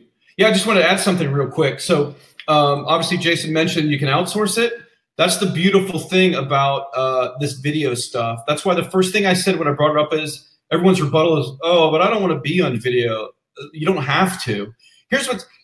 Let me give you a secret way to know on the internet. I know this from 20 years of experience. The secret way to know where there's really good opportunity, big money being made, especially with like free traffic stuff. The biggest secret to know where the money is and where a lot of the action is at is to find out where the abuse is and where the spammers are at. So let me ask everyone a question this. I want you to type into the chat, yes, if you know what I'm talking about. How many times have you been on YouTube, lately in the past year or over the last several months, and you're seeing it more and more every day, when you watch a YouTube video and it has like this robotic voice that sounds like this, like it's some weird computer talking and it's like going over the text and it's all weird, like whatever. Jason, are you trying to get my attention? Oh, sorry. I was adding visuals to the robot. I'm sorry. The robot visuals. Just ignore it. Move on. Oh, Fail. sorry. I thought you were trying to get my attention. But anyways, these are kind of abusive spammers, right? They have figured out that YouTube traffic can easily be turned into money now, and there's more YouTube traffic than ever. It's so easy to rank for keyword stuff if you know the secrets. Jason's getting ready to talk about how to do it.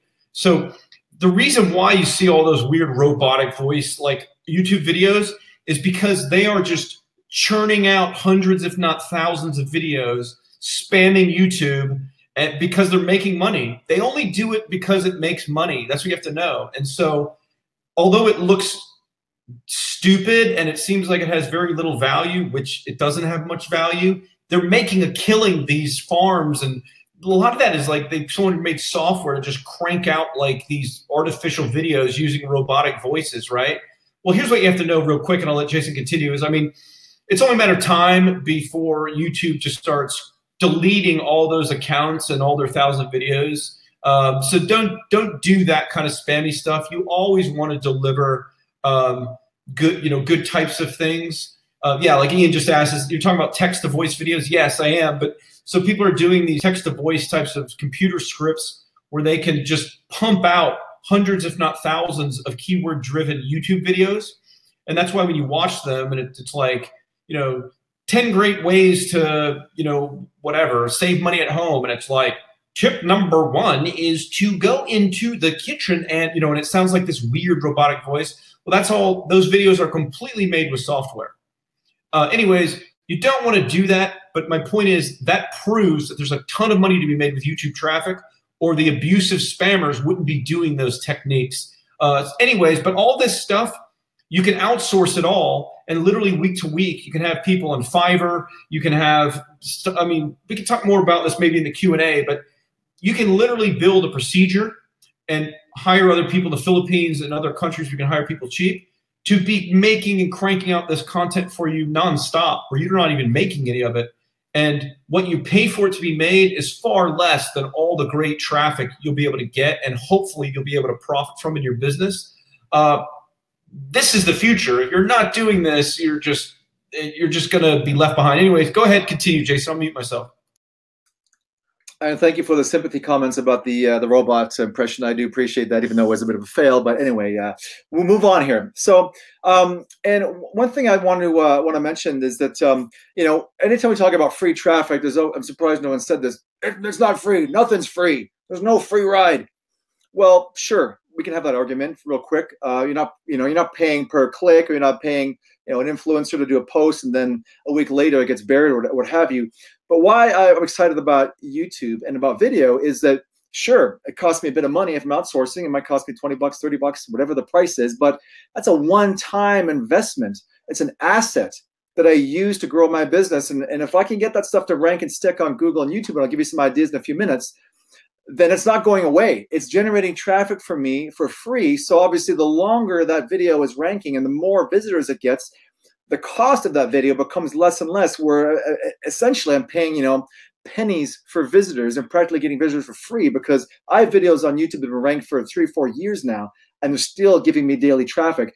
I paid one time to get the video created for, whatever, $15, but there's no other cost involved. So that's what's exciting, is it's a one-time investment, and then the traffic you get and the views and the visitors, you don't pay for that. So that's the way I look at it. I mean, sure, it's not free technically, because there is an investment in time. And if you're, comfortable with video, that's great. John is, we can do our own videos, but also to scale, you need to at some point make the decision to outsource. Otherwise, this big bottleneck comes down to you, where you're now on the hamster wheel, cranking out 5 videos a week.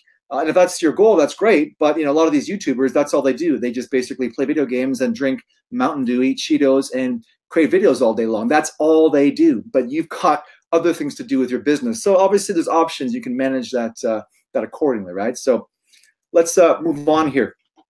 So question is, this is kind of a big one here. And you can kind of give me a Y or a yes in the chat box. I'm going to show you how to do this here. Who is interested in learning how you can rank on YouTube and Google as an added bonus before you create any video, before you go and invest any time, before you hire the outsourcer, PayPal them $20, $30, whatever the price is?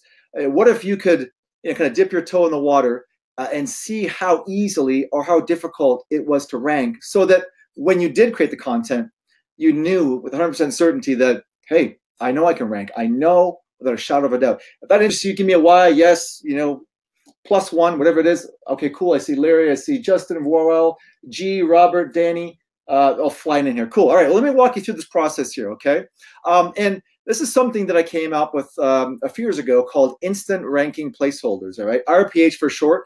I'm going to show you exactly how the process works, and then we're going to go beyond that and show you what happens, sort of like dropping the pebble into the pond, if you will, how this ripple effect happens with traffic and rankings and getting in front of a larger audience, again, by doing this one time, by spending the money one time, investing the time one time, and it amplifies as we move forward. Okay, so really this whole RPH process is focused around something called YouTube Live. Actually, right now, this webinar is being broadcast through YouTube Live. We're using Webinar Jam, but YouTube Live is the platform that we're using. And obviously, as you may or may not know, Google is going all in on YouTube Live. Why? A couple of reasons. One, we all know Facebook is really pushing the live video, right? It's kind of irritating, or on your phone, all of a sudden it says like, Bill Smith is now live. I'm like, well, okay, just close that. I'm looking at something else here. But very, very much Facebook is pushing Facebook Live, and YouTube Live wants to be right there with them. So much so that going back to April of this year, 2017, Google had something called Google Hangouts on Air, or HOA. You familiar with that at all? They actually canceled Hangouts on Air as their live stream platform and said, you know what? We're going all in on YouTube Live. Now, here's why this is important to you. Now, I'm streaming live here with YouTube Live, but aside from webinars, I don't stream live on camera using YouTube Live. So here's what you do, though, okay? It's a bit of a kind of a legal way to get away from doing live streams, but still get the power of YouTube Live. Because here's the thing. When you create and you schedule a live stream, as I'm showing you here in front of you, this is in the YouTube Creator Studio. You log into YouTube. On the dashboard, you click on events. You can see there, I'm pointing at the screen as if you can actually see me, but anyway, you could pretend you're beside me, pointing at the events button there. And then it's going to let you schedule a live event. So when you schedule a live event, it really sends some powerful signals to Google and YouTube. Some have said, and I use the quotes, the YouTube and Google algorithm go bonkers. Those are not my words. I've read that in the past. And it does go bonkers. I think the fact that you're having a new, fresh, live event, relevant content that's targeted around a certain keyword, which we'll talk about, it really tells YouTube and Google that, hey, YouTube is all about serving the latest information, right? You go to YouTube right now, it's showing you thumbnails of your favorite creators and all their most recent videos. It's rarely showing you videos from 10 years ago, 5 years ago. It's showing you the most recent videos, right? Or you go and you do a search on Taylor Swift. It's showing you the most recent Taylor Swift video, the most popular Taylor Swift videos. So the algorithm within YouTube and Google is geared towards piggybacking on these live events and putting them front and center, much like they do on Facebook, right? And people are kind of expecting that now. So how you can tap into live events is scheduling live events, right? And you can see here, I basically put in a Paleo Diet Miracle Review, which is a ClickBank affiliate product. So those of you that are affiliate marketers or aspiring affiliate marketers, or those of you who have no product, don't worry, we got you covered. Affiliate marketing is a great way to test the water by spending a little bit of time, maybe a little bit of money. You can go in and test out markets, test out products, test out promos without losing your shirt on Facebook and burning through $400 and saying, oh, I made one sale. Great, I'm out $300 now. So what I want you to do is put the primary keyword you're targeting in the title. So in this case, it's Paleo Diet Miracle Review. Now, if you were here about 20 minutes ago, I did cover how to find the most highly relevant, highly searched keywords on YouTube, right? You go to YouTube, type in Paleo Diet Miracle space A, space B, space C, and you will see Paleo Diet Miracle Review come up in those searches. So, and again, we're just demonstration purposes only. I'm not saying I'm actually promoting this product right now. So in terms of the event date, don't worry about the date. I put the date ahead 4, 5, 6 days. The date does not matter. So write that down. The date is insignificant. And here's why. I know that many of you are going to ask me, but Jason, what happens if now it's December the 23rd and the live event is over? Does that automatically delete or archive my live event? No, it doesn't. And I'll show you a shocking example from 2.5 years ago, if you hold on, to prove that point. So the date is irrelevant. We're just putting it out there just to have something to keep YouTube happy. So I want you to take that primary keyword, again, Paleo Diet Miracle Review and cut and paste that into the description field you see here in the middle, okay? You can even put it twice, doesn't matter, 3 times. We're just doing very basic search engine optimization. You can do a lot more, but I just want to kind of keep things simple so I don't confuse you. And the bottom portion here is actually your tags. So you can associate many tags with a video. Now, here's the thing, people, you have to understand. When Google looks at a web page, I mean, Google has some of the most advanced AI on the planet in terms of just robots scanning the page, telling if it makes sense, if it's a grade 6 level or 7th grade level or 10th grade level. And they can tell exactly what the theme of that content is by looking and reading the words, just like a human does. That's not happening on the video side yet, right? So there's a bit of a loophole, if you will, where YouTube is relying on you to tell YouTube what this video is about. And that's why what you type into the title, the description, and your tags is very, very important, because it really tells YouTube, hey, this video is about a Paleo Diet Miracle Review. Otherwise, I mean, YouTube is more or less blind. They'd have no idea what the video is about. And some would argue, well, no, they actually can transcribe the video, and they try to do that in YouTube. Yes, they do, but if you've seen the transcription, in many cases, it's not that accurate. And YouTube still looks at the words you use to give YouTube some direction. So use that to your advantage, okay? We still want to use text around our videos, not just about the actual video content itself. Anyway, so this is the most basic part to lock down. The next advanced settings, there's nothing there you have to touch. I mean, literally, once you lock this down, you create your live event, okay? I encourage you to do a few of these. Don't create one, create 5 or 6 of them with a bunch of different keywords. Some competitive keywords, some less competitive keywords based upon that little exercise I showed you. If it appears as the first keyword in the drop down, if we type in Paleo Diet Miracle space R, maybe grab, the first, second, third, fourth, do some testing. Because, I mean, this is not a one-shot deal. You can't just pick a keyword and rank time. I mean, if it was, it wouldn't last for very long, because, it would be 100% batting average. Every time, bam, home run, home run. YouTube and Google don't want that, certainly, because that's a bit of, it's kind of skewing the results. However, you can have a very high degree of success utilizing YouTube Live as a way to rank on YouTube, and also, for extra bonus points, rank on Google as well, okay? So that's the gist of it. So once you've created your YouTube Live event, I want you to go to Google and to YouTube. I mean, this can take anywhere from, honestly, 2 minutes up to an hour. And it depends on the niche. It depends on if Google is grumpy or had its coffee in the morning. I don't know. I'm not a Google engineer. I just know what the data tells me. So 2 minutes to an hour. So for example here, this is one of my channels, and John asked me, who the heck is Jack Woodrow? I use my channel. I use my name on one channel on YouTube. I have dozens and dozens of channels. I'm in all kinds of niches. I don't use my real name because obviously I don't want people knowing every niche I'm in and copying me. It just makes sense for an offensive strategy, right? So Jack Woodrow is me. If you click on that and you do a search on Paleo Diet Miracle Review, it may be number 3, it may be number 5. I don't know. It depends on where you're calling in from. If you're in New Zealand, if you're in China, if you're in the US, it all depends on which Google server is serving the information. But you should find that on page 1, I hope, of the Google search engine, or on page 2. And there's a million other competing results. So we're talking about a keyword that has a bit of competition, right? It's not some keyword that no one's searching on that has like 2 competing web pages. And as you can see, I'm number 3 for Paleo Diet Miracle Review. So in this example, this is a successful IRPH test, right? Does that make sense? Now, the other ones that didn't rank, I can just delete those, delete them out of YouTube and move on and try some more tests. Okay, and I'll talk a bit about what we do now with this live event placeholder. And John was asking me, like, well, maybe we should talk about what this is. Well, if you actually search on this and you click on Paleo Diet Miracle Review, it just goes to a page saying, hey, live event hasn't started. Actually, it's actually passed now, but it's still there. It just says, hey, live event hasn't started yet. Come back when the live event has actually kicked in. Okay, so then we can actually turn this into a video, which I'll talk about in a minute. And using this method is just, I can't emphasize enough, way, way, way easier to get your stuff to rank and to test rank, okay? We want to just see, hey, is this going to rank? If so, cool. If not, I'm deleting that keyword. I'm done. Delete the live event, and away we go. So I know that I can rank for Paleo Diet Miracle Review, right?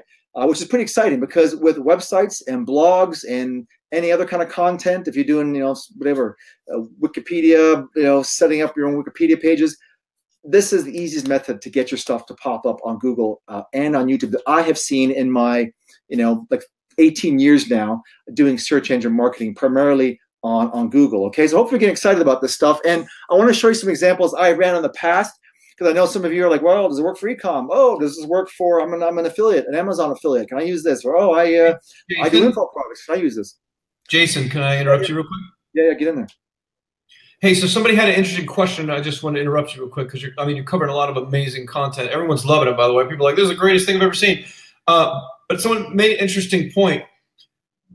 I know the answer to this, but I'm just asking it of you. People are asking, but did you build a bunch of incoming links to that YouTube video in order to get it to rank, and as well as to get it to stay in that all tab and not only be under the videos?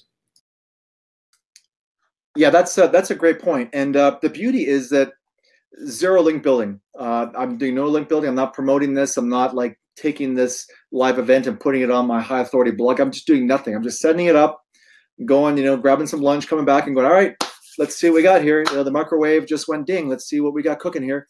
And like I said, 2 minutes to an hour, depends. Sometimes the next day I'll check some keywords and go, well, oh wow, geez, it took like more than an hour. I mean, it just depends. But no link building. Now, here's the thing I must mention to you, though, is that what will influence directly how quickly and how well your live events rank is the authority of your YouTube channel. And let me just talk about this real quick, because it's an important point.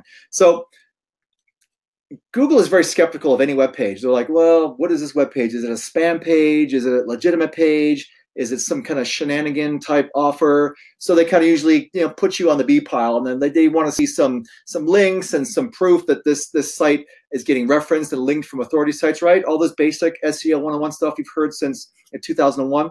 That still applies today, okay? For the most part, there are exceptions, but for the most part, link building is very, very important in terms of the quality of links going to your website or web page, right? Same thing kind of applies with YouTube. I mean, yes, you can rank out of the gate, like I've shown you here. A brand new YouTube channel, you use the old potash method, you put a bunch of keywords in, create some live events, bam, you can rank out of the gate. What will help you and really put the old gasoline on the campfire moving forward is really developing an authority channel, so your YouTube channel has a high degree of authority and trust in the eyes of Google and YouTube. Now, how do you do that? Well, again, it's the old SEO 101. It's building links. It's sort of developing a profile where they know that your channel is not a spam channel. And as John said, some people create, they just burn through channels every day and just spam YouTube with videos, knowing that they're going to be deleted in 2 or 3 days automatically. And it's just like this bank robber game. You rob a bank, look over your shoulder, rob another bank, and someday you get caught and and your channel gets deleted. I'm not suggesting you do that. However, if you're serious about this, you will want to invest some time and talk and look at actually how to develop the authority. I've developed actually a whole a course on that, which I'll kind of hint upon later on, but it's very much the same with old SEO. You need to get those links, get some social signals, and really build up that trust, so that when you actually create a live event test, Google looks at your channel, YouTube looks at your channel and goes, oh, okay, well, this channel's been around. I can see that there's a lot of positive things happening here, good signals, a lot of really plus signs. So you know what? We should maybe give this live event some priority treatment, because they've already passed the test. You know what I mean? You've already kind of gone through and done that work to develop that trust and authority. So I just want to sidebar with that, because it is an important element, even though, like I said, you can rank with this stuff literally with a brand new YouTube channel. You don't have to have this 5-month-old mature channel, if you will, right? And as I said here, you can literally promote any niche, any product, any service. Let's be honest. People go to YouTube in any niche. People are people. Buyers are buyers. We all have the same issues. We all have the same wants, needs, and desires, even though we're a bit different. In general, though, there's a lot of people searching for how-to information in your niche or related to your product, right? You can kind of tap into that. Utilizing the hub and spoke model, if your product and your main keyword is maybe, like I said, save my marriage or ebook, well, all these different keywords could be like, how to know if he's cheating. Maybe, you're kind of, is he cheating? Am I looking at getting a divorce? Because that's the next road, right? I mean, or, how to bring the love back into my life, or ways to be more romantic. So even though your product is about, saving your marriage, all these other content ideas, these are things that people are typing into Google and YouTube all the time. If you can kind of whiteboard this on a piece of paper and say, here's my main product or my main keyword, what are all the other, like the wagon wheel, right? All the other spokes that people would type information and questions into YouTube and Google. How can I get in front of them? So it's not just about typing or ranking for winter sneakers. It's about ranking for, whatever, snazzy sneakers, warm sneakers, the best durable sneakers, all these things, right? So anyway, I want to talk about that a little bit. But as you can see here, we're ranking for cutting boards. We're ranking for LG TVs, right? So if you're an Amazon person doing affiliate stuff, and in many cases, we're outranking LG.com themselves, or we're ranked right below like Forbes. We're ranked right below Chowhound. This might be a bit blurry, but I apologize for that. But we're ranking among some big authority sites, right? And these are search terms that have like, well, the best cutting board company has 25,600,000 competing results in the upper left-hand corner. You maybe can't see that, I apologize, but 25 million, okay? So we're talking competitive keywords here too, as well, okay? So let me move on here.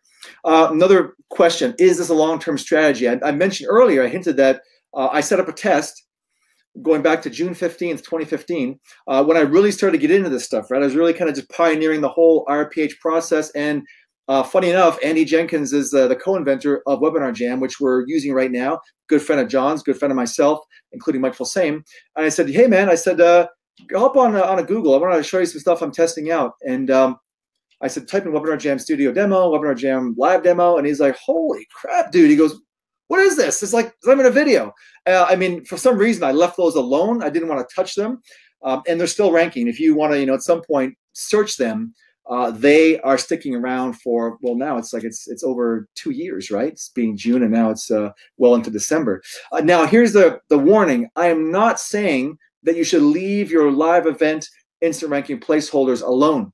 Okay, I'm not saying that. The minute they rank, you should say to yourself, okay, now I've got to turn that into a video. I got to get a video and replace that live event with an actual video, and it's a direct swap. I mean, the live event now becomes your video. So when you click on the Webinar Jam listing, it now plays your 3-minute video. It does not say, live event has not been scheduled yet. Okay, and here's another warning: is that the longer you leave your live events like this, there's a chance they could go down especially within a Google. Why is that? Because the way the Google search algorithm works is that when you click on something and you go to a page, you search on Google, you click on something, you go to a page, and you click the back button. That back button is almost like giving you an X. If you ever watch like X Factor or America's Got Talent, like you get the 3 X's, that's exactly what's happening. A big X is being hit on your scorecard by somebody clicking the back button. It tells Google that, hey, well, this content wasn't that great.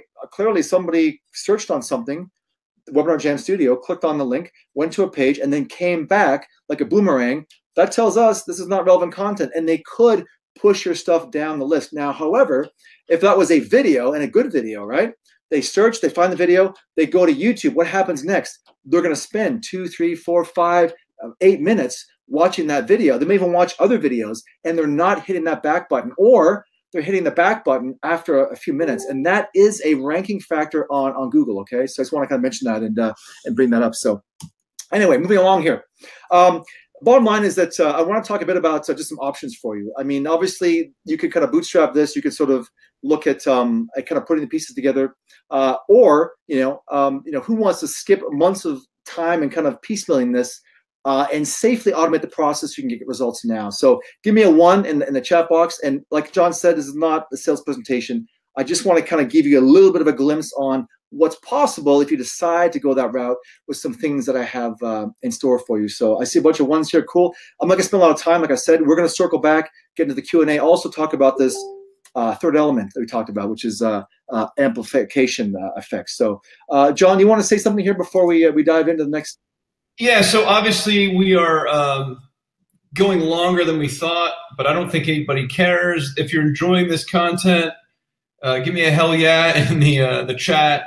We still have tons of stuff to cover. Like I said, this was all kind of done for you guys just to give a bunch of great content and to just give you a lot of great stuff entering into 2018. Jason, I may need to do an encore some other time, maybe in a week from now or more, if we can do it in the holidays to talk about even more stuff. But we have a bunch of other stuff to talk about, and then we're going to try to take some questions. So we're just going to keep going. I mean, who cares? Like, if you're limited for time and this isn't important to you, well, then maybe your business isn't important to you, because we're just talking about how to get traffic and make money for your business. So if you want to leave, you can leave, but I wouldn't leave because we're going to keep going. We have a bunch of awesome stuff to share with you. I do want to take just like the next 5-10 minutes here and let Jason have the opportunity to tell you what his company does and the solution he sells, because I've been monitoring chat and replying to some of you privately. People keep asking me, like, you know, how do I get the software that he sells to manage all this and stuff? So I want to get Jason just a quick moment. I promised him I would for coming on and helping us with all this great YouTube content. So Jason, just going to mention real quickly kind of the training he offers around YouTube and the software that he pioneered. Like, he pioneered all this instant ranking placeholder stuff. If you've ever seen anyone talk about some of this stuff, they ripped it off from him. He's the guy that invented it and figured it out. So Jason, why don't you just take a few minutes real quick, because people keep asking me, and just tell them about what it is your company offers as a solution.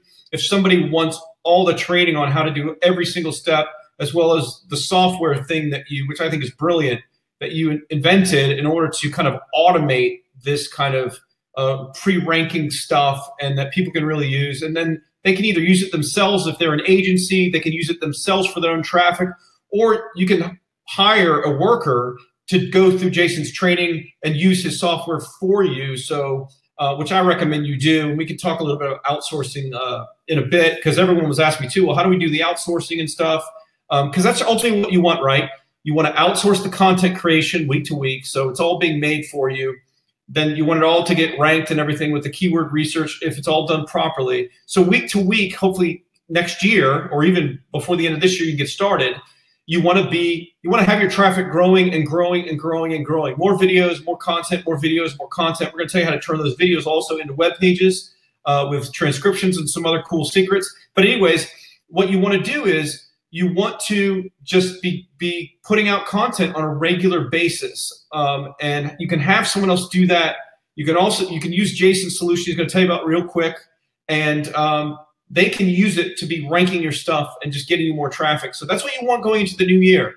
You want every single week for you to have more and more content being added. And every single week, hopefully, then your traffic is just growing and growing and growing and growing. And that's when it gets really exciting. So Jason, take a few minutes, just tell them about what it is that your company offers a solution for anybody that wants it. I made you give them a discount, so it could be really cool to everybody. And then we'll continue. We're going to get back to talking about the third big idea of 3 for what you need to be focusing on outside of just regular YouTube marketing we're talking about now. There's a third big aha, and we'll move into that. And by the way, I just thought of this. Everyone knows me. I'm a straight shooter. I am completely honest. That's my way of doing business. I believe that's how I've been successful. So many people are just asking about what about outsourcing? What about outsourcing? What about outsourcing? For anybody that purchases from Jason's company today, because obviously, because we're sharing this as a kind of a business campaign, doing this thing together, and my company's compensated through Jason's company.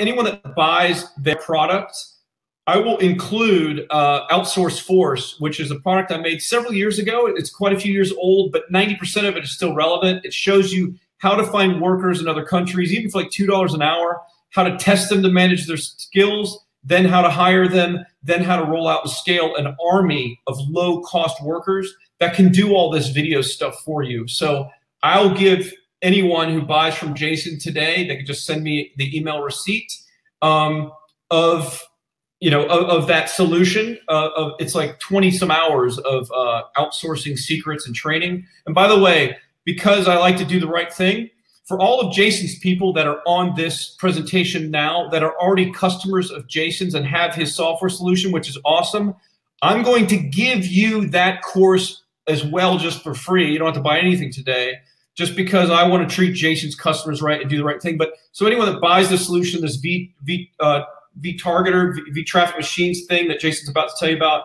I'll go ahead and you'll get this course I sold to thousands of people all over the world for $1,000. You'll get all the recordings from that and learn how to master. That's awesome. Ian just posted in the chat. Outsource Force is a great program worth more than the purchase price. It really is. I was one of the people that, and that's the big secret to my success. If you've listened to my podcast and you have followed me, that's when I turn the corner as an entrepreneur, is learning how to outsource and get other people to do work for me. I used to do everything. I used to be stressed out, not enough hours, remember at the beginning of this, I talked about if you didn't reach your goals this year and how to be more productive next year. Here's the secret: outsourcing. You have to let go. You have to let other people do stuff, and you have to let other people grow your business for you. So anyways, I'll add in that bonus for everyone that's already Jason's customer. Only for people on the call, though. I like to reward people that took action. So for Jason's customers that are listening to this now, I'm going to give you that course. And of course, for anyone that buys from Jason's company today, I'm going to give you it as well. So go ahead, Jason, tell them about what it is that your company does and how they can use it for themselves, or if they're like a marketing agency. Yeah, that's very cool. I wasn't expecting that, quite honestly. So I mean, bonuses for everybody in the spirit of Christmas and the holidays. So I'll take a few minutes, as I said here, and we'll kind of circle back into some more good tactics. But one thing I want to mention, though, is that I mentioned earlier Andy Jenkins, and we shared that conversation where I showed him Webinar Jam results. And when we had that conversation, he actually pushed me and encouraged me. He said, "Dude, we gotta teach this. You gotta show people how to do this stuff. You're sitting on a bit of a gold mine. Why don't you put a course together?" And I was like, "Well, I don't know. I'm kind of to other things." So I give him credit because he really pushed me to get this information out to you. Otherwise, I probably wouldn't have done it. And then, of course, my software brain kicked in, which I've been in software since '95. And then, the software helps to automate the process. Anyway, that's the backstory. It's not like I'm one of these guys where every year it's like, oh, now it's Facebook. Oh, now it's Shopify. Oh, the next big thing is Snapchat. That's not me. I do stuff in the trenches and then, kind of emerge, every few years with stuff like this. So I want to talk to you a bit about vTraffic Machines, which is the program. Now, I saw some questions in there, people asking about vTargeter. This is not vTargeter. That's an earlier product. I'll explain the differences. So vTraffic Machines is basically, the three elements are here. It's about researching the best keywords, finding the easiest, easy rank opportunities, right? We don't want to get beat up by big competitors. We want quick wins and fast wins. I want you to rank. And then, of course, once we realize we can rank, then we go and we build, right? We build our videos, we outsource everything. So let me just walk you through really quickly what it's all about, and then we'll kind of circle back, as I said. So basically what I'm doing here, there are no upsells in this product, no downsells. There's nothing else to buy. I took everything that you need to really hit the pavement running with YouTube marketing and getting results on Google and on YouTube. And I put it all into the course, okay? All the pieces you need in terms of creating videos, scripts, all the training, all the ranking methods and software, which I'll explain to you. So this is not something where, you go and hit the add to cart button and go, oh, great, now there's an upsell for $400. There's no cost. My marketing friends would probably laugh, but that's just the way it is. There's nothing else to buy. So it's a 4-week program. And lucky for you, it's been recorded. All the ums and ahs were taken out. I actually recorded some videos again. But week 1 is perhaps my most favorite module. And much like John, I'm a spy. I love to eavesdrop on competitors. And this is all about getting started. So if you're new or just don't have a niche, pick a niche, pick a product, find the money keywords, reverse engineer what's working without guesswork. And then I'm going to give you lots of free spy tools, sneaky spy techniques that are all above board, all legal. Everything I teach, there's no short-lived tactics. These will work for years and years to come, including Google trust thrusting. And I talked a bit about developing authority, YouTube authority, also developing authority in the eyes of Google. That's exactly what this trust thrusting module is. So week 1, bam, you're getting that. You can get your channel built on a foundation of rock, not quicksand, right? That's just week 1. Week 2, pre-ranking your videos before you create them. Now, I skimmed over this a little bit, but we dive into, you have a niche, you have a product, right? You've got your keywords. I kind of showed you a bit of the process earlier on YouTube. We're going to dive into more detail about the instant ranking placeholder process so you can scale this and maximize your results. Not just creating one, we're creating a lot of these. And what I've done, I've created software to automate 90% of the work for you. And again, keeping things safe. I'm not a spammer. I'm not teaching you to be a spammer. We're automating to the point where we're being smart about it, and we're saving a ton of time along the way and getting more done. And listen, John has said this as well. This business, it's a game of time. Who can get the most done in the short amount of time? Zuckerberg obviously won that race. He got stuff done in the shortest amount of time. There are other Facebook wannabes that can get there. So if I can save you time and let you do more with less using software, that's really my ultimate goal. Week 3, obviously creating videos is the core of what we do on YouTube and Google. So we got to talk about how to create videos fast, easy, on the cheap. You've got Outsource Force, the best course available on outsourcing. I do talk a lot about the right way to deal with outsourcers. And most people fail using Fiverr. Sure, there's cheap talent on Fiverr. If you understand exactly how to kind of work with Fiverr outsourcers, You get some amazing results for like $10. Also, how to create rapid content using the triple R tactic. So you can take one video and use that 2, 5, or more times and target different keywords without creating a brand new video, right? So, I mean, I don't use the word spinning. This is not video spinning. So don't put your guard up. We're not spamming, YouTube with videos. Just a very clever tactic I use to leverage my investment in time and money I'm spending on videos, okay? And also the science of turning your views into clicks, downloads, and opt-ins, because let's be honest, you can create the best video in the world. If nobody takes an action after watching that video, except clicking the close button, you have failed as a video marketer. You need to get the opt-ins, the clicks, the downloads, the signups, the add to cart clicks, right? That's what you want. I'm going to show you how to do that. And also the science behind it, the psychology of why somebody will watch 10 seconds of a video, while they'll watch a minute of a video, and kind of peppering your video with all those little triggers to make sure they're getting to the desired action, okay? And retention tips, because a big part of Google and YouTube's algorithm, that I mentioned earlier, is retention.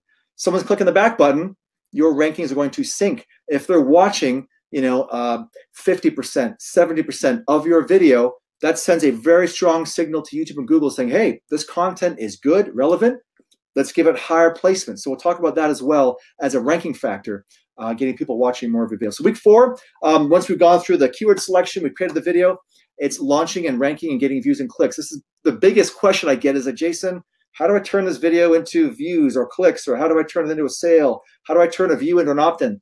We cover all of that, including the uber important YouTube honeymoon period. Timing is everything on YouTube. And if you can get this right within about a 7-day window, you will get all the love from YouTube that you can imagine. If you fail to do that, YouTube will kick you to the curb like a bad boyfriend within like 8 days, okay? Also, the science behind why and how YouTube ranks your videos. We'll get a little bit geeky and go to the science of that. Leapfrog launch formula. This is hands down the most powerful formula I've used to launch my videos onto YouTube and to get that springboard action and rankings on Google and on YouTube. How to spy on spammers and steal their secrets. John mentioned earlier about actually looking what spammers are doing. I love spying on spammers because they have great ideas. The problem is that they're too aggressive and they're just too much, pushing videos where I cherry pick their ideas, I keep them safe, and turn them into white hat methods that last for months and months and years to come, including one little legal tip that can literally boost your video to page 1 off in top 10. And this can happen within a matter of a couple of days. It's just all about getting super simple, easy wins. So you're getting consistent results. That's why I call it video traffic machines, not machines, singular. You're not building a video machine. You're building all these video traffic machines, and they're all bringing in visitors and prospects and getting clicks, and you're getting sales and you're getting opt-ins. And obviously, the more you have, that just increases, right? It's all about setting up these machines and leaving them alone and having them work. So it's kind of wrapping things up here. The crown jewel of this whole program is more the advanced stuff, right? I mean, there's enough advanced stuff in weeks 1 to 3, but the bonus module, it's 2 modules, the advanced YouTube and Google traffic and rank hacks. I mean, this is my best stuff, what I've been testing in the trenches, including the force rank boost, right? The force rank boost for YouTube and for Google that just takes your stuff and gives it a nice little kick to get it to pop onto page 1, usually top 5. Leapfrog launch formula for Google. We've talked about YouTube, also Google. The e-promo hack. I mean, some companies are charging literally $99 for this. You can get this done for a few bucks. The secret URL trick for top Google rankings. Very importantly, how to decode YouTube analytics and really decipher the data that YouTube's telling you and use that data to just explode your results moving forward. And people don't want to talk about this. Also, how to use the views hijack, in quotes, to legally hijack views from YouTube. Totally safe, and it will 10x your views and traffic, okay? Nothing we're teaching you here is a loophole or some kind of a trick that's going to get you in trouble, okay? This stuff will work for months and months and years to come, as it has been for me and for my customers, and I know it will for you too, okay? So last but by no means least is this crazy software that John talked about. I had this idea a few years ago. It's a product called vTargeter. I did release the software as a kind of a standalone with a course around it, which you get for free anyway. I think I sold it for $397 a few years ago. But the software, what I did is I took my process of finding keywords on YouTube. I showed you the manual way. Well, this automates it, so within like 5 seconds, it grabs all the top keywords from YouTube. You can slice and dice and sort them. And then more importantly, you can see the analysis tab is I basically analyze all these keywords based upon 13 points of data and just tell you, these are the easiest keywords to target. These are the best keywords to target. So there's no real thought involved in you having to dig down and everything. I just want to make it easy to kind of get the keywords, find where the easy rank opportunities are, okay? And then I didn't even have it on the slide. The next chapter, which we just released actually early this year, actually about March, is now we can automate the live events scheduling. So remember I showed you how you go and put in Paleo Diet Miracle Review, you create the live event, you go create another live event for maybe Paleo Diet Miracle, who knows, it could be product or download, and you do this multiple times. Well, now the software automates that process for you, again, keeping it safe. So you can literally set up 6 of these things by clicking a few mouse buttons, and I optimize everything in the background without you doing that. And then we didn't talk about is actually, once the live event's ranking, how do I turn that live event placeholder into an actual video, into your 2-3 minute video, right? Which is what we want to do, just kind of convert that to a video because that's already ranking, it's already sticking. Well, there's other tools available like Wirecast you can use, which cost money and they're very complicated. And my customers said, Jason, is there just an easier way to do this stuff? So I literally spent 4 months. So now that final piece of the process is also included where you create the live event placeholders. And once you find, let's say 2 or 3 are ranking, then you in the software, just click a few mouse buttons, you take your MP4 video, you've already recorded, so no live on camera, right? And you basically just tell YouTube, yeah, well, just basically play this video as my live stream. And then, like I said, that live stream captures the video. It literally is about 4 mouse clicks in the software. And the software handles all that for you automatically, okay? So again, I've really spent a lot of time on this thing to make sure that I'm doing all the heavy lifting without you having to, pull levers and do all that kind of stuff. And again, it's all about saving time. If you can get 5 videos ranked, in a few days, great. If you can get 1 video ranked, well, obviously, the person that's getting more done and ranking more videos is going to ultimately benefit more and get better results, right? So again, that's software, and that's not the same software I was selling 2 years ago. This is the Pro version, PRO. It goes way above and beyond what the initial version is, and the only way that you can get access to this is through John right now. Okay, so anyway, I'm not going to go through this. What I didn't talk about is that there's also 6 modules that are kind of a getting started modules, which is actually the old V-Traffic Machines training, great for laying a foundation. So if you're just new to that, you can dive into that. That's, like I said, we sold that for $297 or $397, I forget now. That's included as well, just to kind of get you ramped up. And then the forward program, and of course the software. Now, as John said, I literally have 400 or 500 customers who paid $997, but as John said, well, hey, can you do something here with my folks? So what I'm doing today is that this is only available through vtargeter.com/win. There's a coupon code. If you do the full pay, you will see $997 in the cart. Don't freak out. Type in save 300, the coupon code you see there, and that'll automatically, you should see an immediate discount. If you don't, then obviously get in touch with us. You should see an immediate $300 off of that, okay?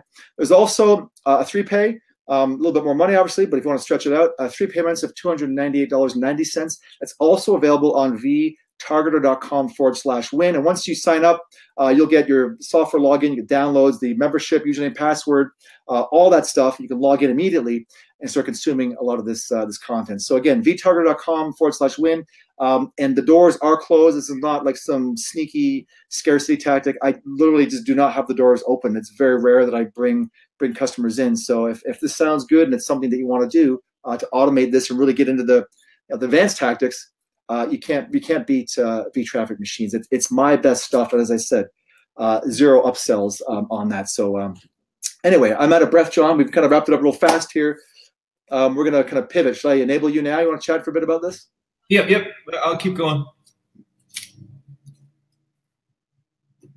Yeah, you can change the slide.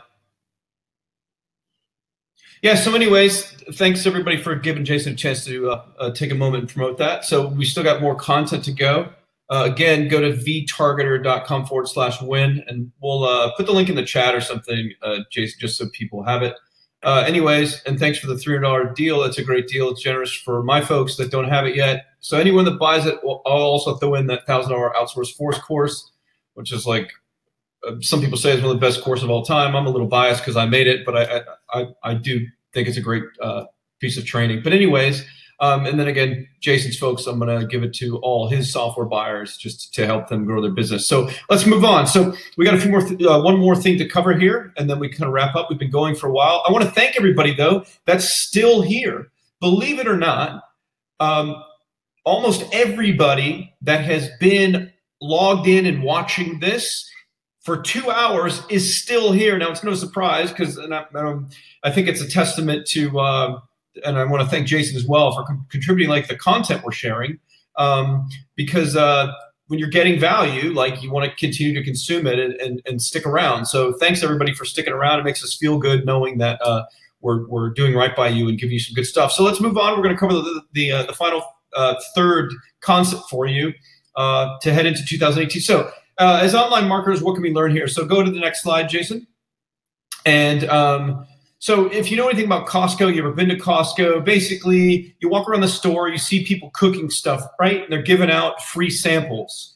And then because of those samples, you try something and then you're like, whoa, this tastes amazing. I'm going to buy a whole box, take it home and cook it myself, right? So those free samples are producing sales. So go to the next slide. And so why this is important is because, actually you can go back a slide. I forgot we didn't make a slide for this. So why this is important. So what is the internet? The internet is content, right? That's why people use the internet, for content. Well, if you're doing business online, you're generating traffic that you can make money with, whether it's to make money with affiliate commissions, whether it's to generate leads, build your list, whether it's to sell your own products and services, whether, whatever it is that you sell, your e-commerce, online courses, marketing agents, doesn't matter what you sell. If you can allow people to have samples online, they're 10 times more likely to buy from you. The data is just all there. It's proven, right? So here's the great thing about video and why we're talking about video. Video is some of the greatest content sampling on the entire internet. Let's think about this. Let's say you sell online training around being a better tennis player. If you put up some tennis related videos on YouTube and you get them ranked properly, and like, especially if you use Jason's software that shortcuts the secret to figure out like what will rank fast and what keywords to use to get the most traffic. If you then go and do that and you're getting those results like within a week, like right away you can start getting those results. Well, if you're putting up those tennis YouTube videos, short ones even, like 5 minutes, where you're teaching different techniques or whatever else, you can have a call to action like in those videos, like, well, if you're really serious about tennis, go to our website. We have a whole library of courses and more for the serious tennis player, right? So that's sampling. They watch the tennis video, they get good value from it, they want more. And a large percentage of people will pay money for the more. They're already spending their time to watch the video and consume it. It's just like you going up to one of those Costco stations and tasting the food that they cooked. You're like, wow, this is awesome. Then you go and grab a box to take home with you. This is why video is so powerful. We know that infomercials are proven to sell billions of products. We've all seen the P90X commercials. I think P90X now has done over $1 billion in sales or something insane. Like we've seen the Snuggie commercials, just everything, all the, even Tony Robbins products. We know that infomercials sell, right? Now, we don't see as many infomercials anymore, and that's for two reasons. One, the TV companies jacked up the rates. It's too expensive. It's hard to produce a profit. If you ever watch Shark Tank, you've seen them talk about infomercial stuff. Anyways, so it's not cost-effective infomercials, but that's because so much of the infomercial money and techniques are now just put online with online video.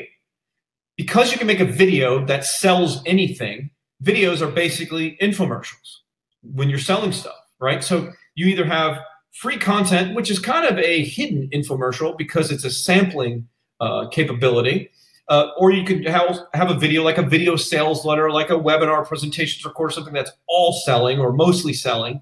And so that's how those things work together. This is why video is so powerful. Video is, of course, the future and kind of the present of practically all selling. It doesn't matter if you do info products. If you go to Amazon.com and you look at some of the best sellers, what do you see now? You see video reviews from customers because Amazon knows that gets more people to buy if they watch a video about the product. The textual universe of the internet and digital marketing is going to die like an old dinosaur. Up until this point, and even still today, it has been responsible for billions and billions in sales, but it's now all moving to video. If you don't move if you just don't really move forward with a strategy to be doing regular video content that you outsource, have other people do, you're going to get left behind. I see one person just posted in the chat. They just did an example of the live event that they just watched Jason do 20 minutes ago, and they said it ranked 46 for a certain keyword they picked. So he's proving that it instantly works, and he's saying, is that good news? Yeah, Dan, it's good news that you ranked quickly, but you don't want to be 46. You obviously want to be in the top 10. So you probably need to do just a little bit better keyword research to make that technique work. That's really why you need Jason software, because it'll just pinpoint the keywords to use.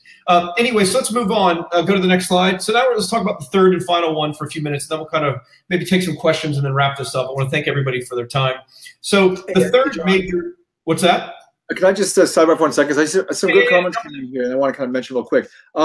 For Dan, if you're ranked 46, yes, it could mean that your keyword selection is not great. However, though, maybe you're targeting a more competitive keyword. So personally, I don't really stress out, especially if the keyword has a lot of good traffic associated with it in terms of volume.